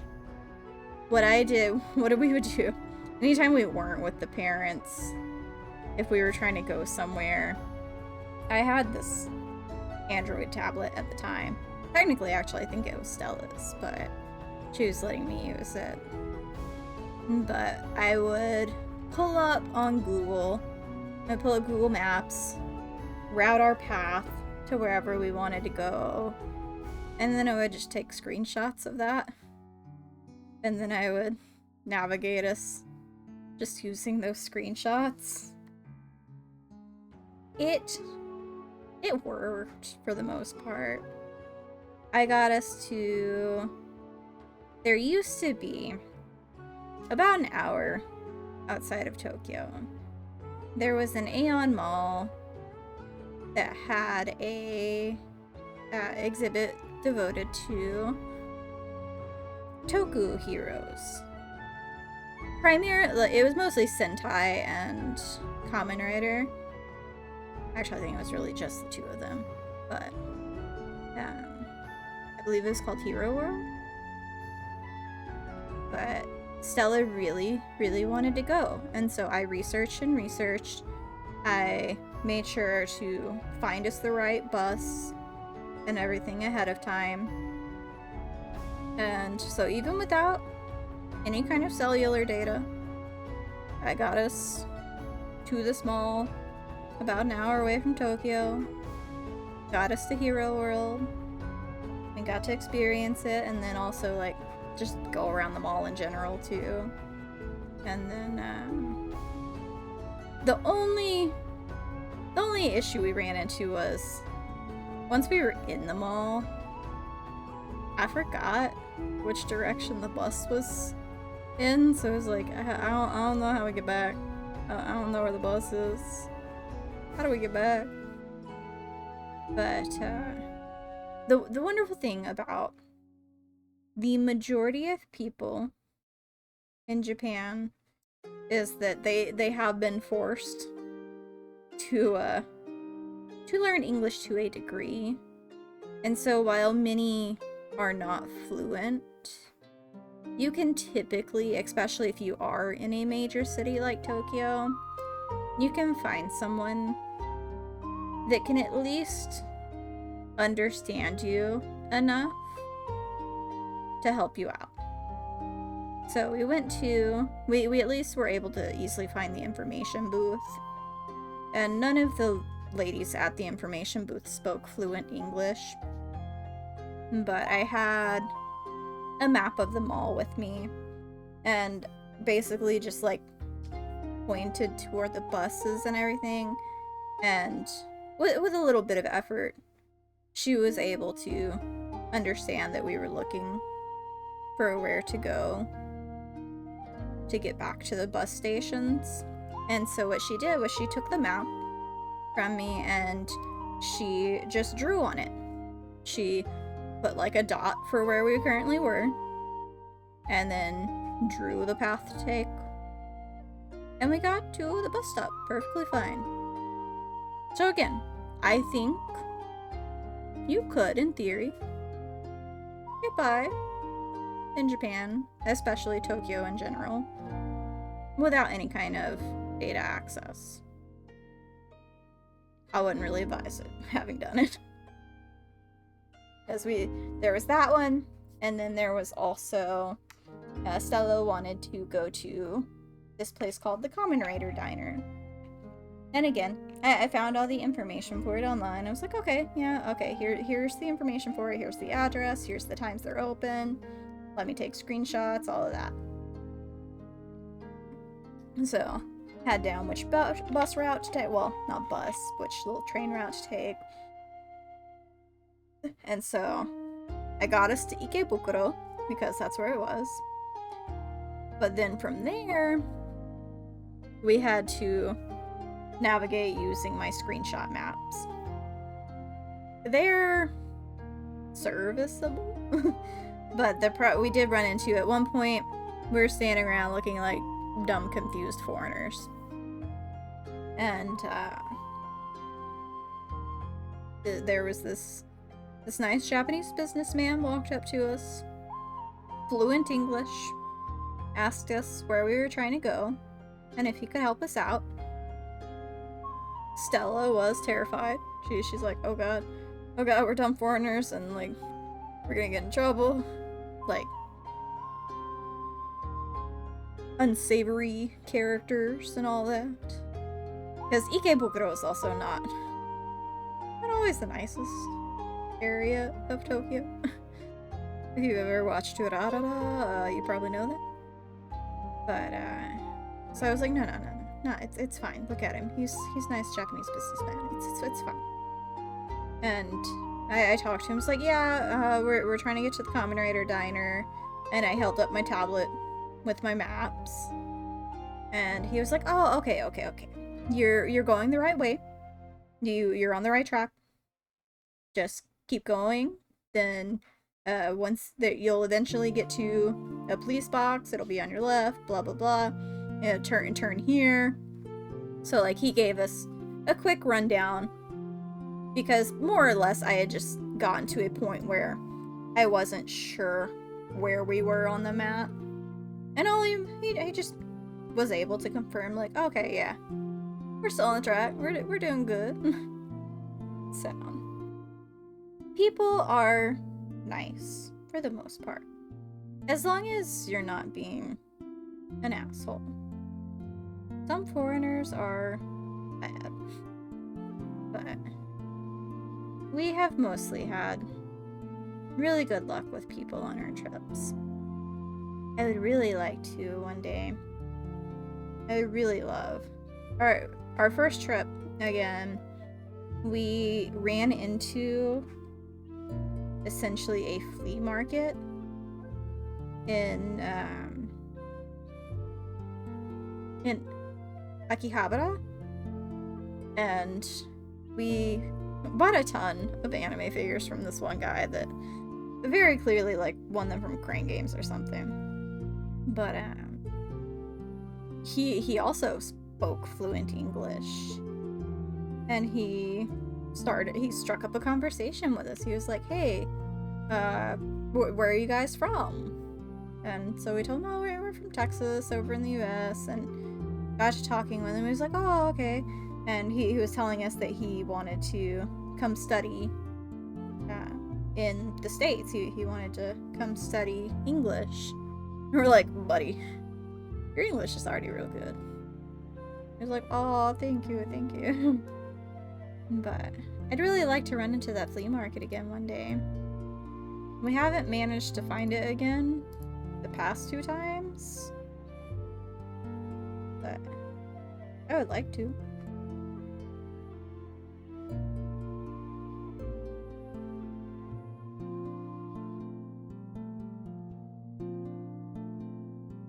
Explore the world, guys.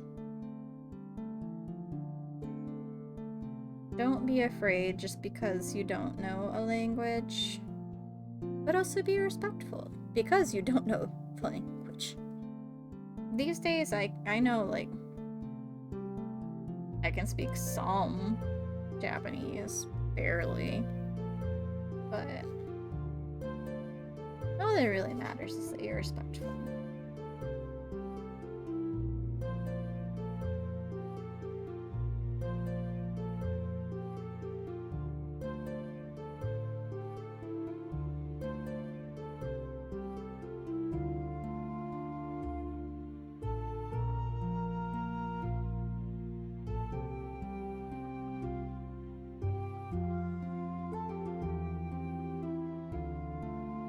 Our last trip, we did see a lot of more annoying tourists. So, like,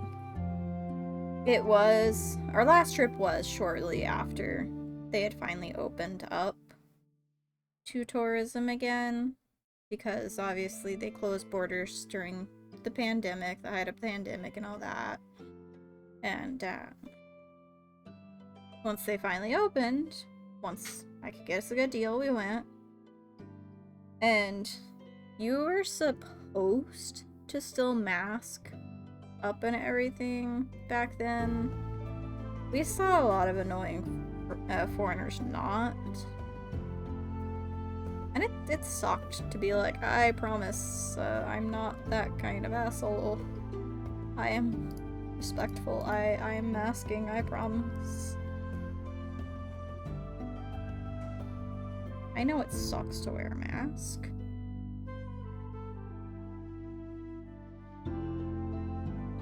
Oh no, why is this?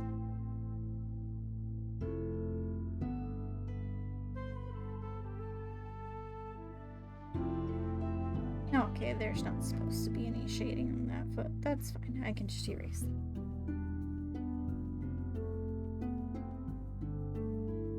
That was one of the other things about our very first trip, going with so many people, being like,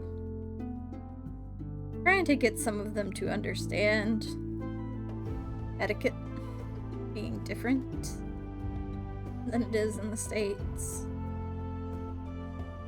Love my sister-in-law, but she's not always one of the most quiet.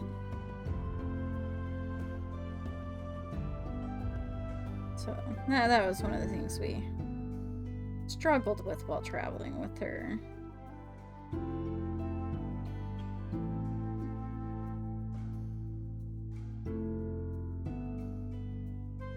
I do think it would be really fun to go with one of our younger cousins again. She actually has graduated from college since then.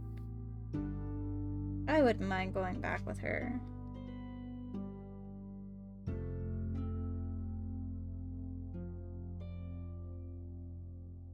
I mean, even my sister-in-law, I'd be willing to go back with her so long as, you'd be like, be on your best behavior, damn it.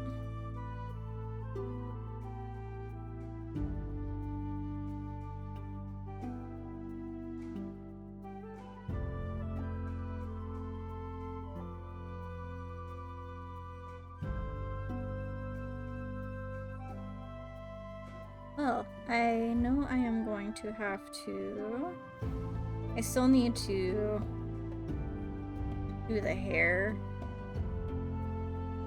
and then the hat. It looks like I'm at least getting most of the very basic flats down today. Oh, I also still need to do the fancy stripes on the tail.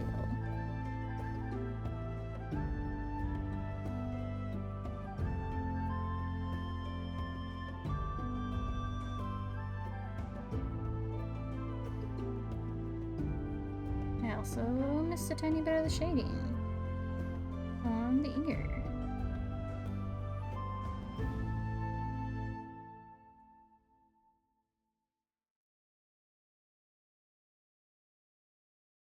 I might also, if I'm feeling like it, I might come in and do more shading like I've been doing on the sketch page.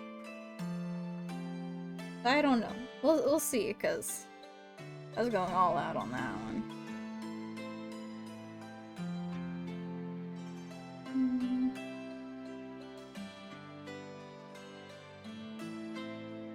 Do I want to...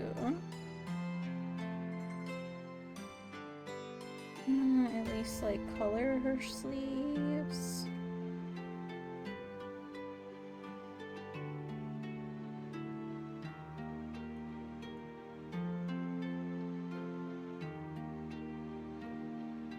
Roughly scribble it in for now.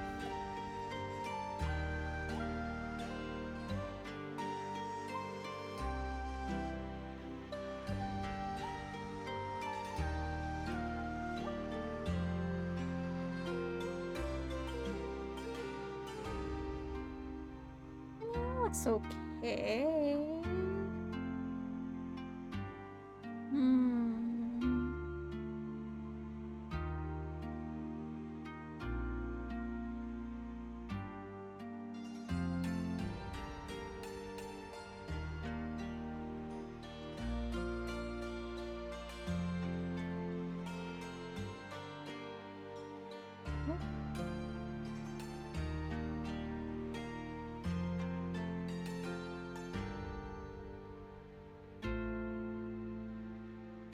Maybe more like that? No.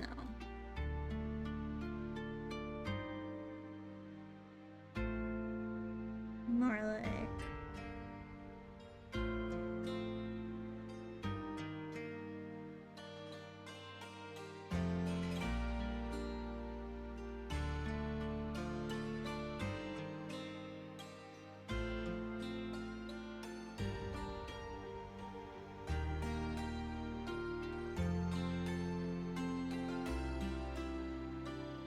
like that?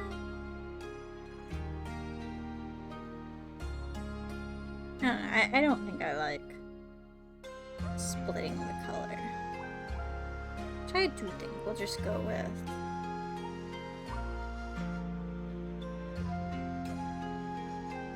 It's a little bit of a deviation from the original outfit, but that's fine, because I mean, which means it's a different outfit.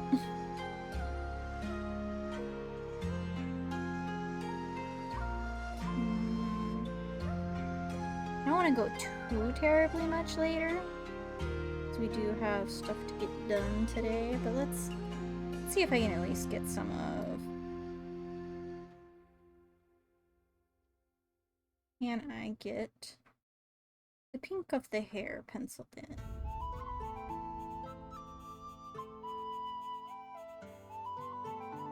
We will put that. I've been very good. All of that I've done so far, all of the coloring at least, I did all on a single layer. Be proud of me. I do think though, I see something that I don't like and I want to fix. First, let me finish making this new layer.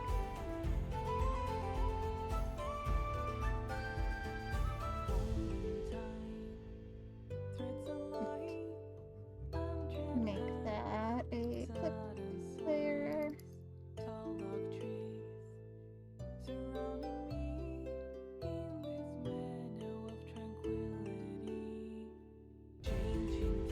I think that needs to be more like...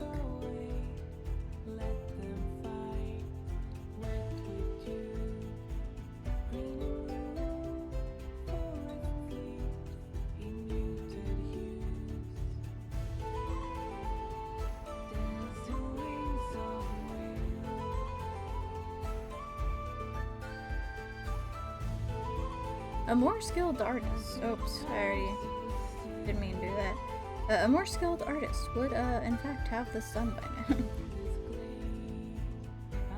A more skilled artist, I am not.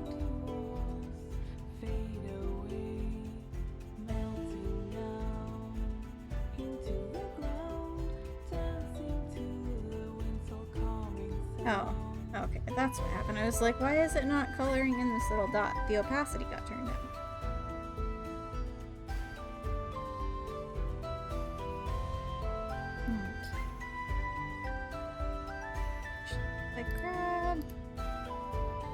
Beach reference is better for the hair.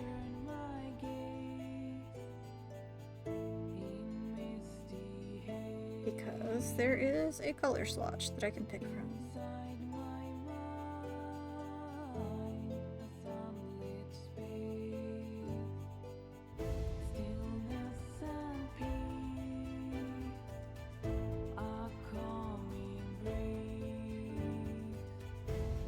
There we go.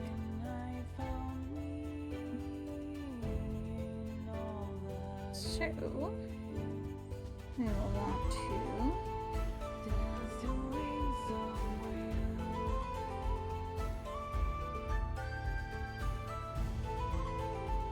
I selected everything instead of just the hair.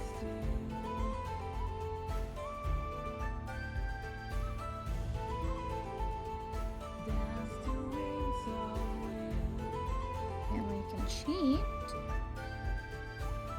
by using the gradient tool.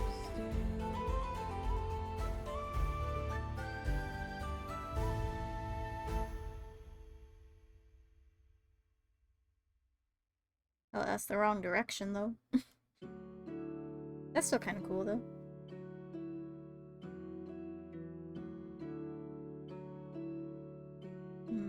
Reverse the direction on this.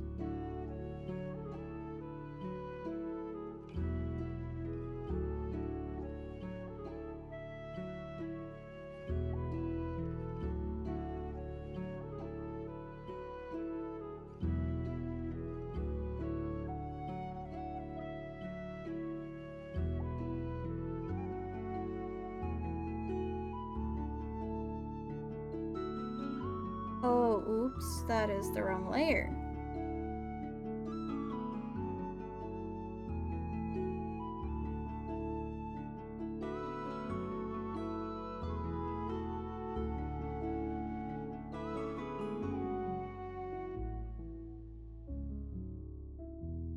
Okay, we want a tighter gradient.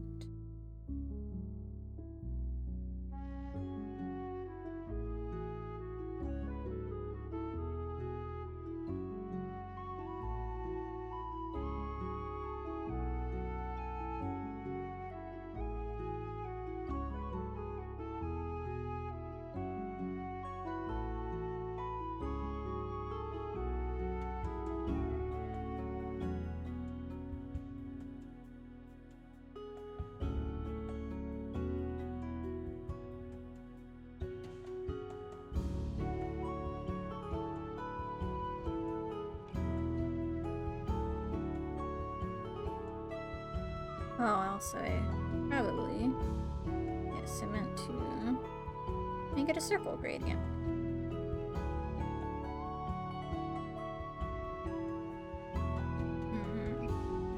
Still no.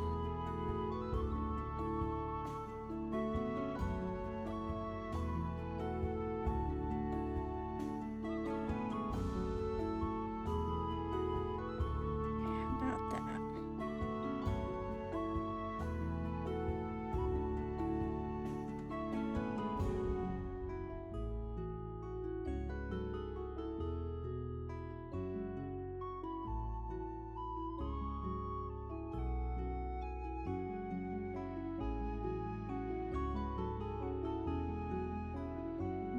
And just clean this bit up.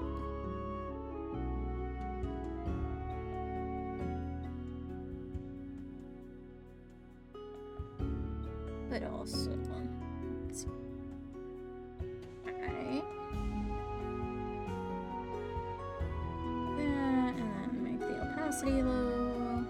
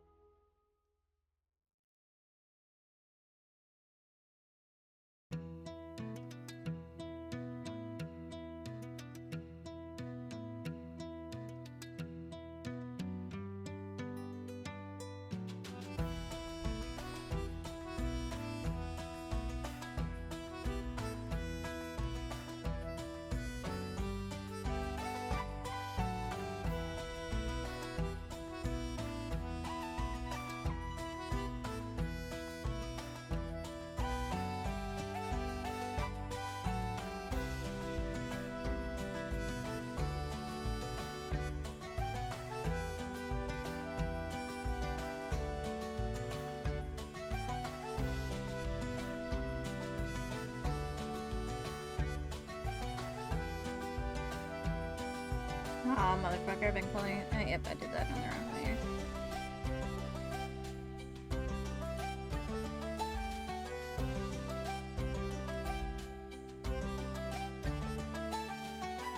And if I don't want to get as fancy with the hair as I did on the other one, I guess I don't really need to put this on a separate layer.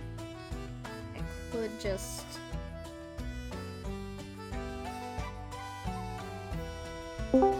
Hello! Ah, it's just Ratha. How are you? Now let me turn you up so I can't hear you very well. It is I, the There. Queen of Wrath. How are you today? I'm good, how are you? I'm pretty good. Just getting a little bits of color in them. Earth did so good with Kyrie yet She again. did. Her tail, it's getting so much longer. As it should be. It should, it should.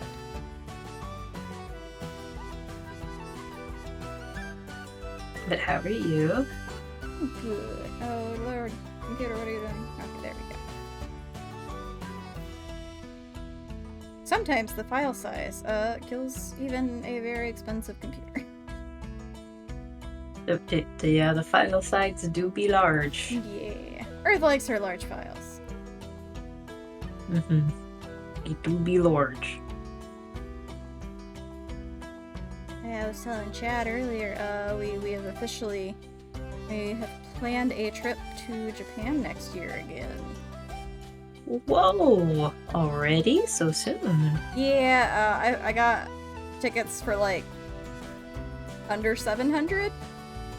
Oh wow, that's really good. So we are dragging Lornikai along. Wow! And of course, Felix too, but... Of course, but still. No, well, shit. You guys have fun. Yeah, we didn't want to, like, commit to it because... without having, like, someone else go along, because we were like, well... Airbnb expensive. So I didn't know they had yesterday, Airbnbs in Japan. oh yeah, no, they have really, really strict regulations on their Airbnbs too, to the point of like where they have to register them with the government. Oh. So so far we have yet to run into a bad Airbnb experience. Well, that's good. Yeah. It makes travel a lot less scary. It does. And I think more governments should regulate their Airbnbs. Oh yeah, absolutely. I mean, like, we've only done one Airbnb in the States, and that one we didn't have problems with either. Was but- that the llama farm? Yeah. But I mean, I've seen That looked plenty cute. of nightmare stories to understand. My husband and I got lucky with our Airbnbs.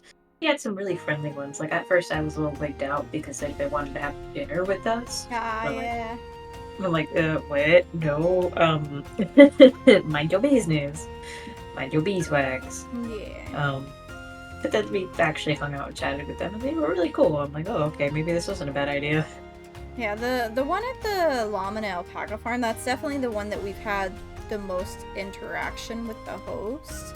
Because, like, all of our ones in Japan, we've never even met the hosts. It's just a lockbox to get in.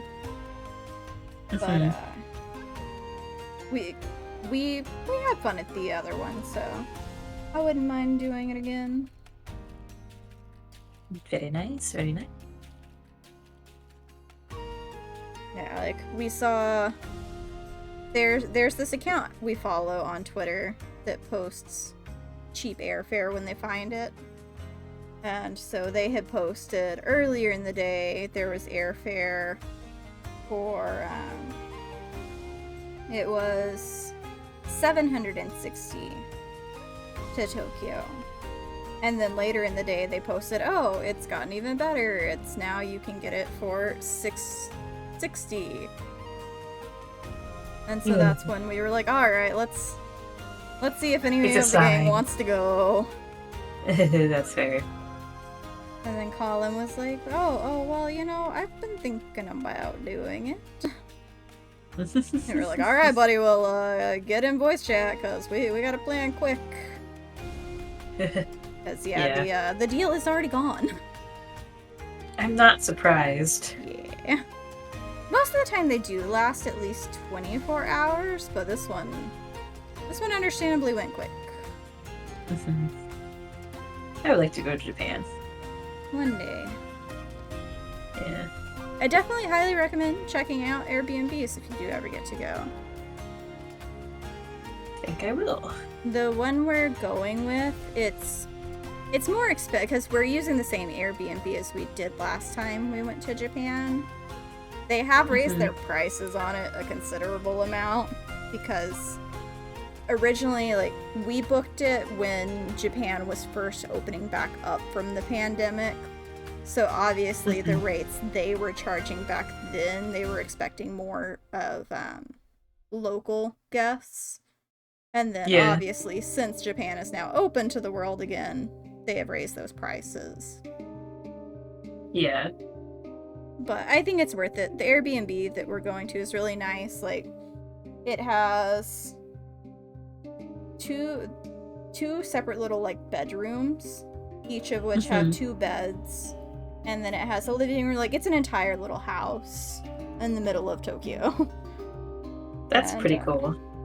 It has a fridge, microwave, stove. So, like, you can do some cooking while you're there if you really want to. And there's also a 24-hour laundromat literally around the corner from them. So we did laundry while we were there last time. Yeah, that's awesome. That's like the epitome of convenience right there. Yeah, so even though they are more expensive this time, I still wanted to go with them, and that's, you know, why we're splitting costs this time. I don't blame you. That's a lot of money to shell out. Yeah.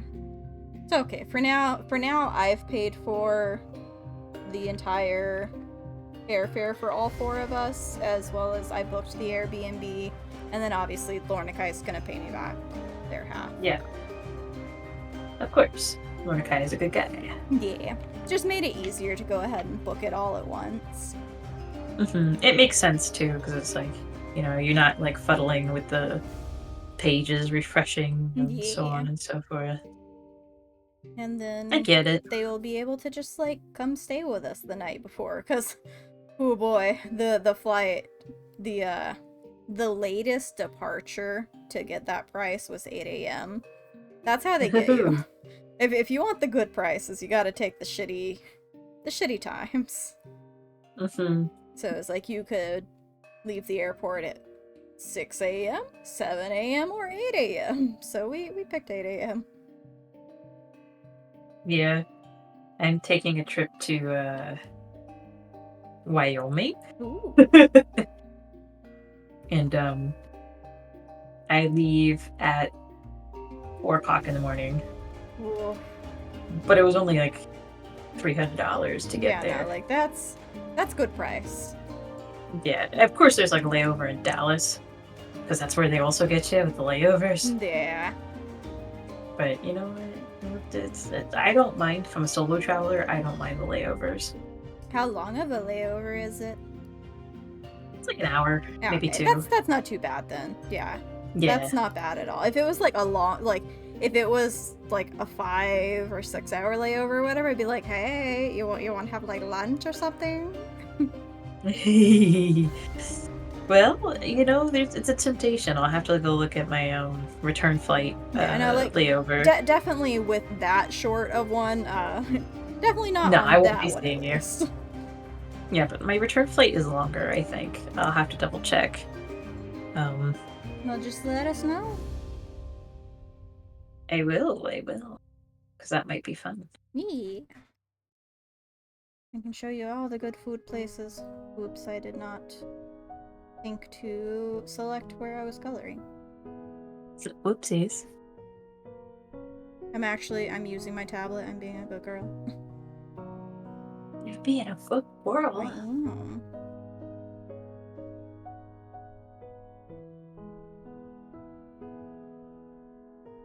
Yeah, I know when I went to see Red, my return layover, that one was oof. I had to get a hotel. So they were in the Brisbane area of Australia at the time. And then I had a connecting flight that would take me from Brisbane area to Sydney. And then by the time I got there, the airport was getting ready to close for the night. And so I had to just go find a hotel and get a room for the night. Ooh. That one was a nightmare. That's rough. Yeah. I remember I went to the UK, and JetBlue, of course. I've never fly JetBlue, but this one time I did because they had like cheap airfare. Me with Frontier, never again. Yeah, never again. I'm like, they got delayed, and I'm like, hey, I have a layover in the next one to get to my next flight, which is on it wasn't Norwegian, it was some other like Delta. No, it was JetBlue all the way through. And I'm like, I have a layover in Georgia International Airport, I think it was. Can't remember. No, it was an airport I've never been to before. It was one of the international ones. And so they're like, oh, it won't affect you. Like, don't worry about it. You'll make it on time. Yeah, they got delayed even further than they anticipated in the air. And so I missed my connecting flight. And so I'm talking to the lady at the front desk once I realized I've missed it, and they're like, yeah, they told me at the airport in Florida that I wouldn't miss it, and I did. They told me not to worry about it. What do I do? And she's like, oh, they shouldn't have told you that. You were definitely going to miss it. I'm like, oh, gee, thanks. And so they offered to get me a hotel room and take me to another flight, but it would be for the next day. I would fly to Istanbul, and then I'd fly to London. Ooh. And I'm like, why Istanbul? I don't understand. Yeah, that's what we got, man. But that flight would have been an additional 18-hour flight. Oof. And I'm like, no, you're going to pay for a different airlines flight because I'm not doing that. And they did. That's nice, at least. Like, Frontier, again, I will never use them again because they fucked us over. Like, the airfare to get to Colorado was nice and cheap and all, but then because the plane took off before it was even supposed to, we missed it. And they were like, oh, well, you weren't here at the time the gate closed, and even though, it still wasn't supposed to take off, we went ahead and had it take off. That's so rude. And then they, like, refused to recoup any of the costs for us. They were like, no, you're gonna have to pay, like, another $100 to get home.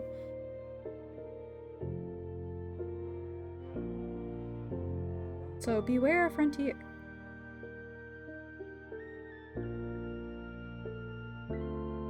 I think Delta I is will what this beware. next one is, so... I've never had issues with Delta yet, so fingers crossed it remains that way.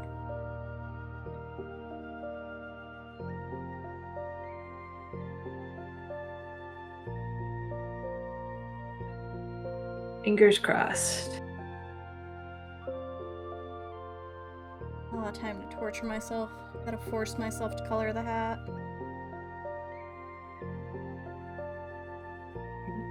You're the one who decided on this galaxy hat. No, that is 100% Earth. She did the design. You could have edited it. I could have, but I mean, it's Earth's design. I want to keep it. I do like it. It's just a pain in the ass to color.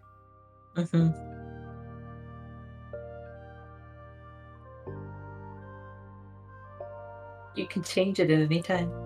I could. But I like it. I might get lazy and not color it today, though. That's fair. Probably won't color too much longer. I gotta eat dinner.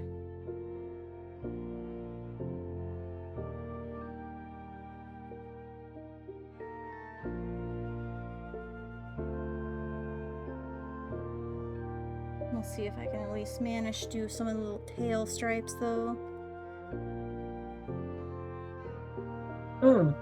That's a question. When did you and Earth want to do some lore building for our Sonas? Or unless you guys have already done that without me, in which case that's fine. I done shit. Okay, actually, cool. to an extent, I have a comic I want to commission for her because she did post some lore of her own after she did like some thinking and stuff. I'll have to dig it up and at you with it.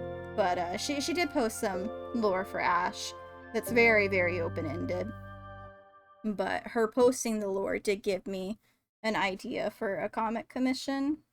So I told her I want to do that sometime. And then she was like, I mean, we could also just, instead of a commission, we could make it a collab and you can color. I was like, I mean, I won't say no.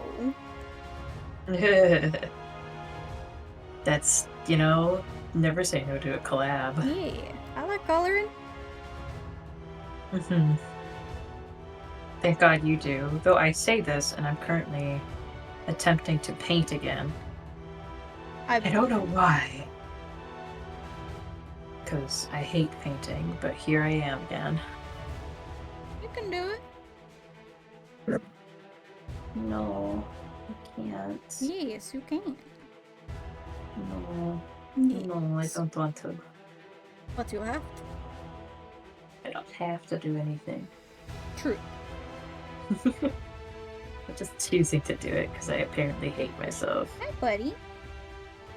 Hi, Sylvester. He says, Mother, it's food time. Give me a couple of minutes, buddy. Sylvester, it's been so long. He likes to show up on every stream. Except most of the time, no one can actually hear him because I have all of my audio filters set to not have him screaming. It's actually more that the filters are meant to catch, like, any background noise. So it's more just, well, he gets caught in that. Aw, buddy. Yeah. He shows feet pics on stream, though. Sylvester, live on stream? Oh, He scandalous. does. If I am doing model kit builds, sometimes he'll come up and I'll be like, alright, well, I'm gonna put your feet on stream. Scandalous. Scandalous boy.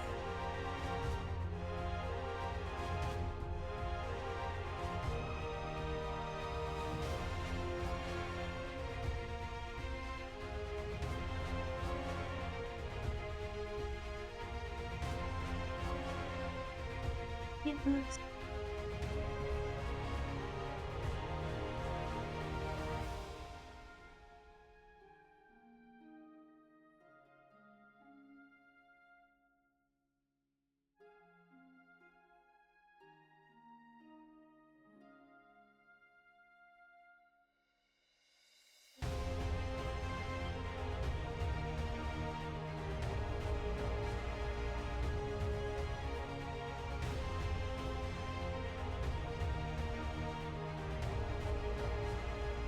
Eh. Yeah.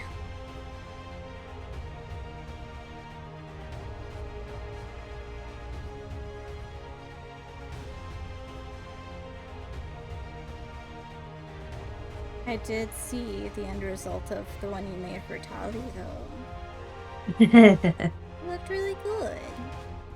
Thank you. Thank you, thank you. I did my best.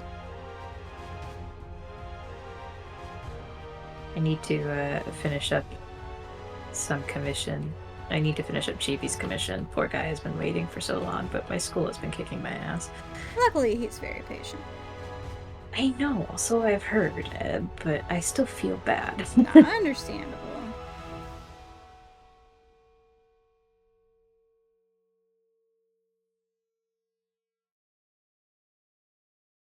Yeah, can only expect people to wait for so long, so.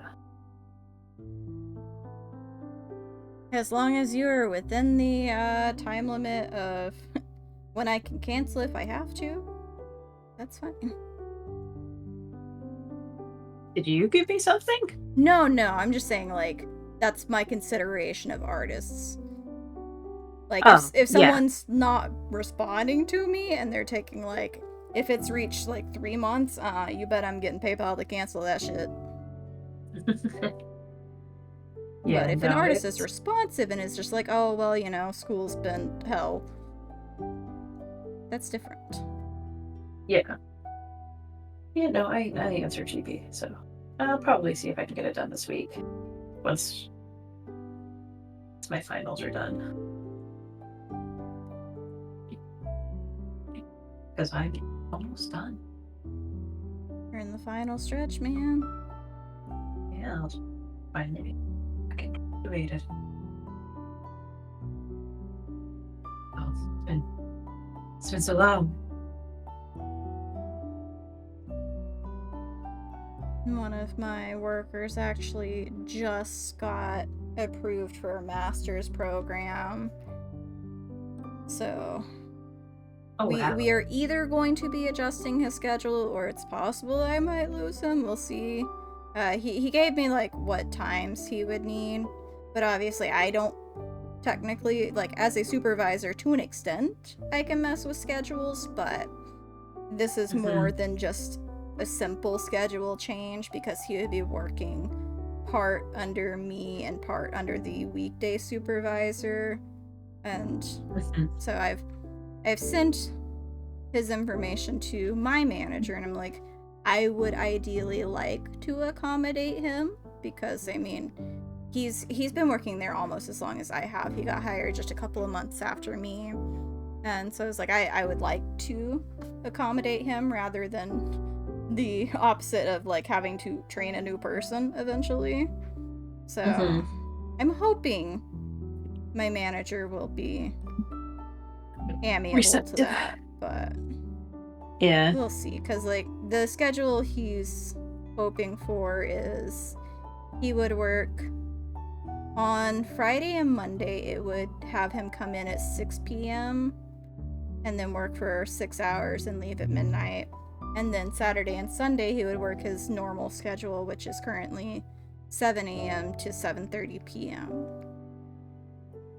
okay. So like it's a very weird schedule where he would be working the same 36 hours overall that we currently work, but it would be split really weird.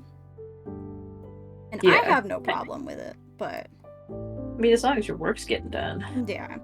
Like it will cause a little bit of pain on Mondays if I'm off, because since we are a 24-hour company, we do have stuff going on constantly throughout the day.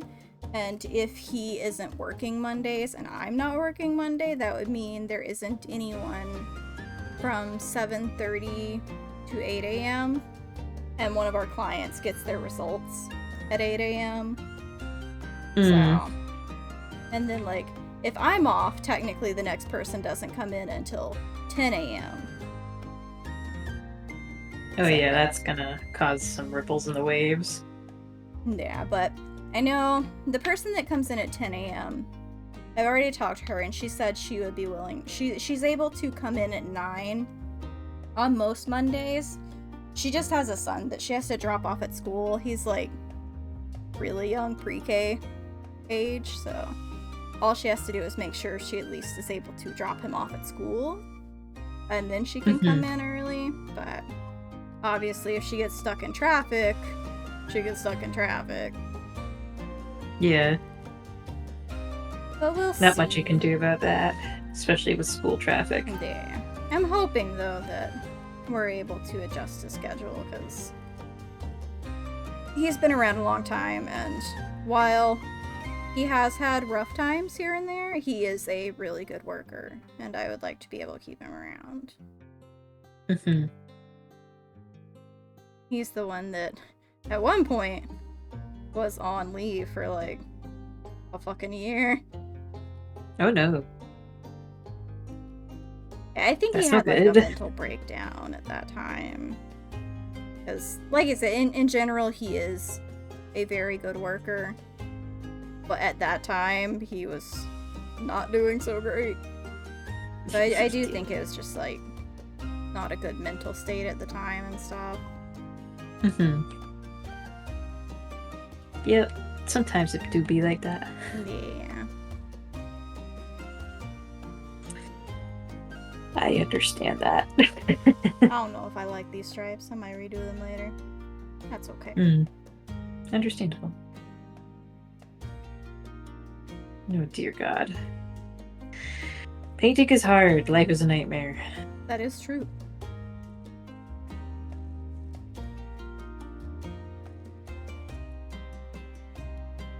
We've actually been somewhat getting into Warhammer again. Oh. So, mostly, I'm more adjacent, rather.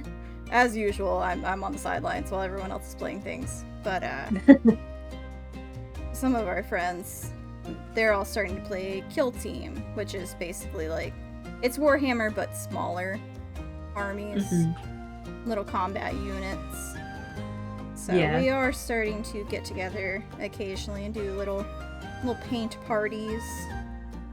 Or painting minis. Cool. That's awesome. So far, I've gotten like not even one mini done though, because the problem is the friend's house that we've done it at, no, apartment rather, but her first apartment that she recently moved out of has very, very bad lighting in it. Oh no. And then the second one, it has slightly better lighting, but it's still not great for painting. And so last time we were painting, I brought over a ring light Hi, with Jax. me. I was like, this'll help. I'll be able to see, and then I can paint. But then it's a USB cord for plugging in the power. And so when I was like, oh, I'll just use my phone charger's little block and plug it into that, and that'll be fine. And it kind of worked until it started overheating because I guess because it's a fast charger, it was like, oh no, this is too much. Oh no. So the light kept going out on us, and then I was like, I can't work in this condition. I can't. I can't work in these conditions. If I can't see, I can't paint, damn it.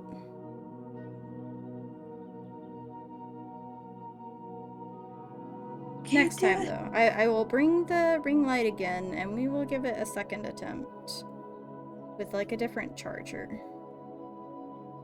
Well, hopefully it works for you. Yeah. If not, I might just have to bring the big light. Because we have, like, these big lights that we had bought for the YouTube channel back when it was going to be, like, more in person. But, they never get used, so I started using one for if I'm doing a hand cam where I'm building something, I started using one of the two for better lighting for those. So I could always take one of those. You could. They're just not easy transport. Buddy, okay. Is it time? 7 more minutes. I will stop at like 6:30, buddy. But Mom, food now. I mean, realistically, he probably has food. He just like screaming at me, so I go sit with him while he eats. But you know, whatever he does in that 7 minutes is your responsibility. Yeah. Hi, Steven. Already gone. Well, fuck you, Steven. Yeah, Sylvester is still having tummy troubles too, so sometimes the yelling means I gotta go. Poor buddy. Yeah. Sucks being old, man. Yeah, I've heard that sentiment.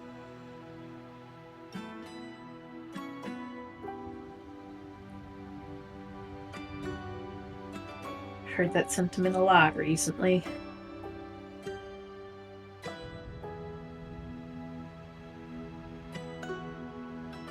Let's see. If I hit these stripes with the white highlight, do I like them after that?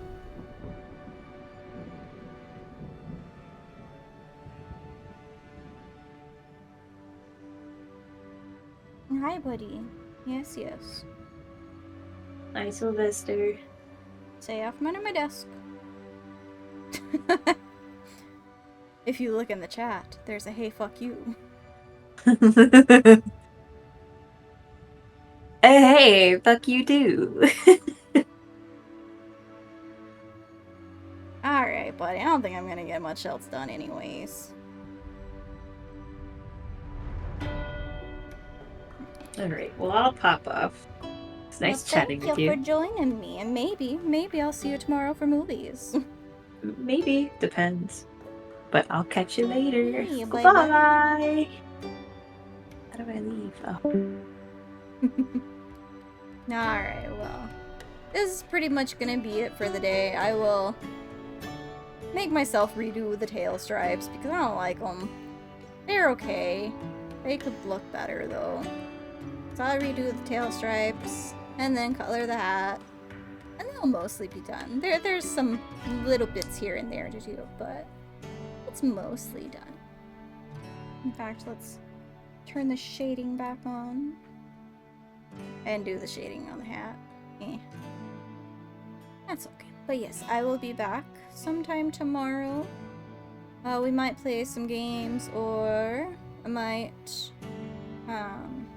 do another Zoid stream. We'll see. I should have like I said, I don't have to leave the house at all tomorrow since we got all of our shopping out of the way. So, might be able to do a little bit of a longer stream tomorrow, which means I can do pretty much anything. But for now, thank you all for joining me, and I shall see you tomorrow. Bye bye.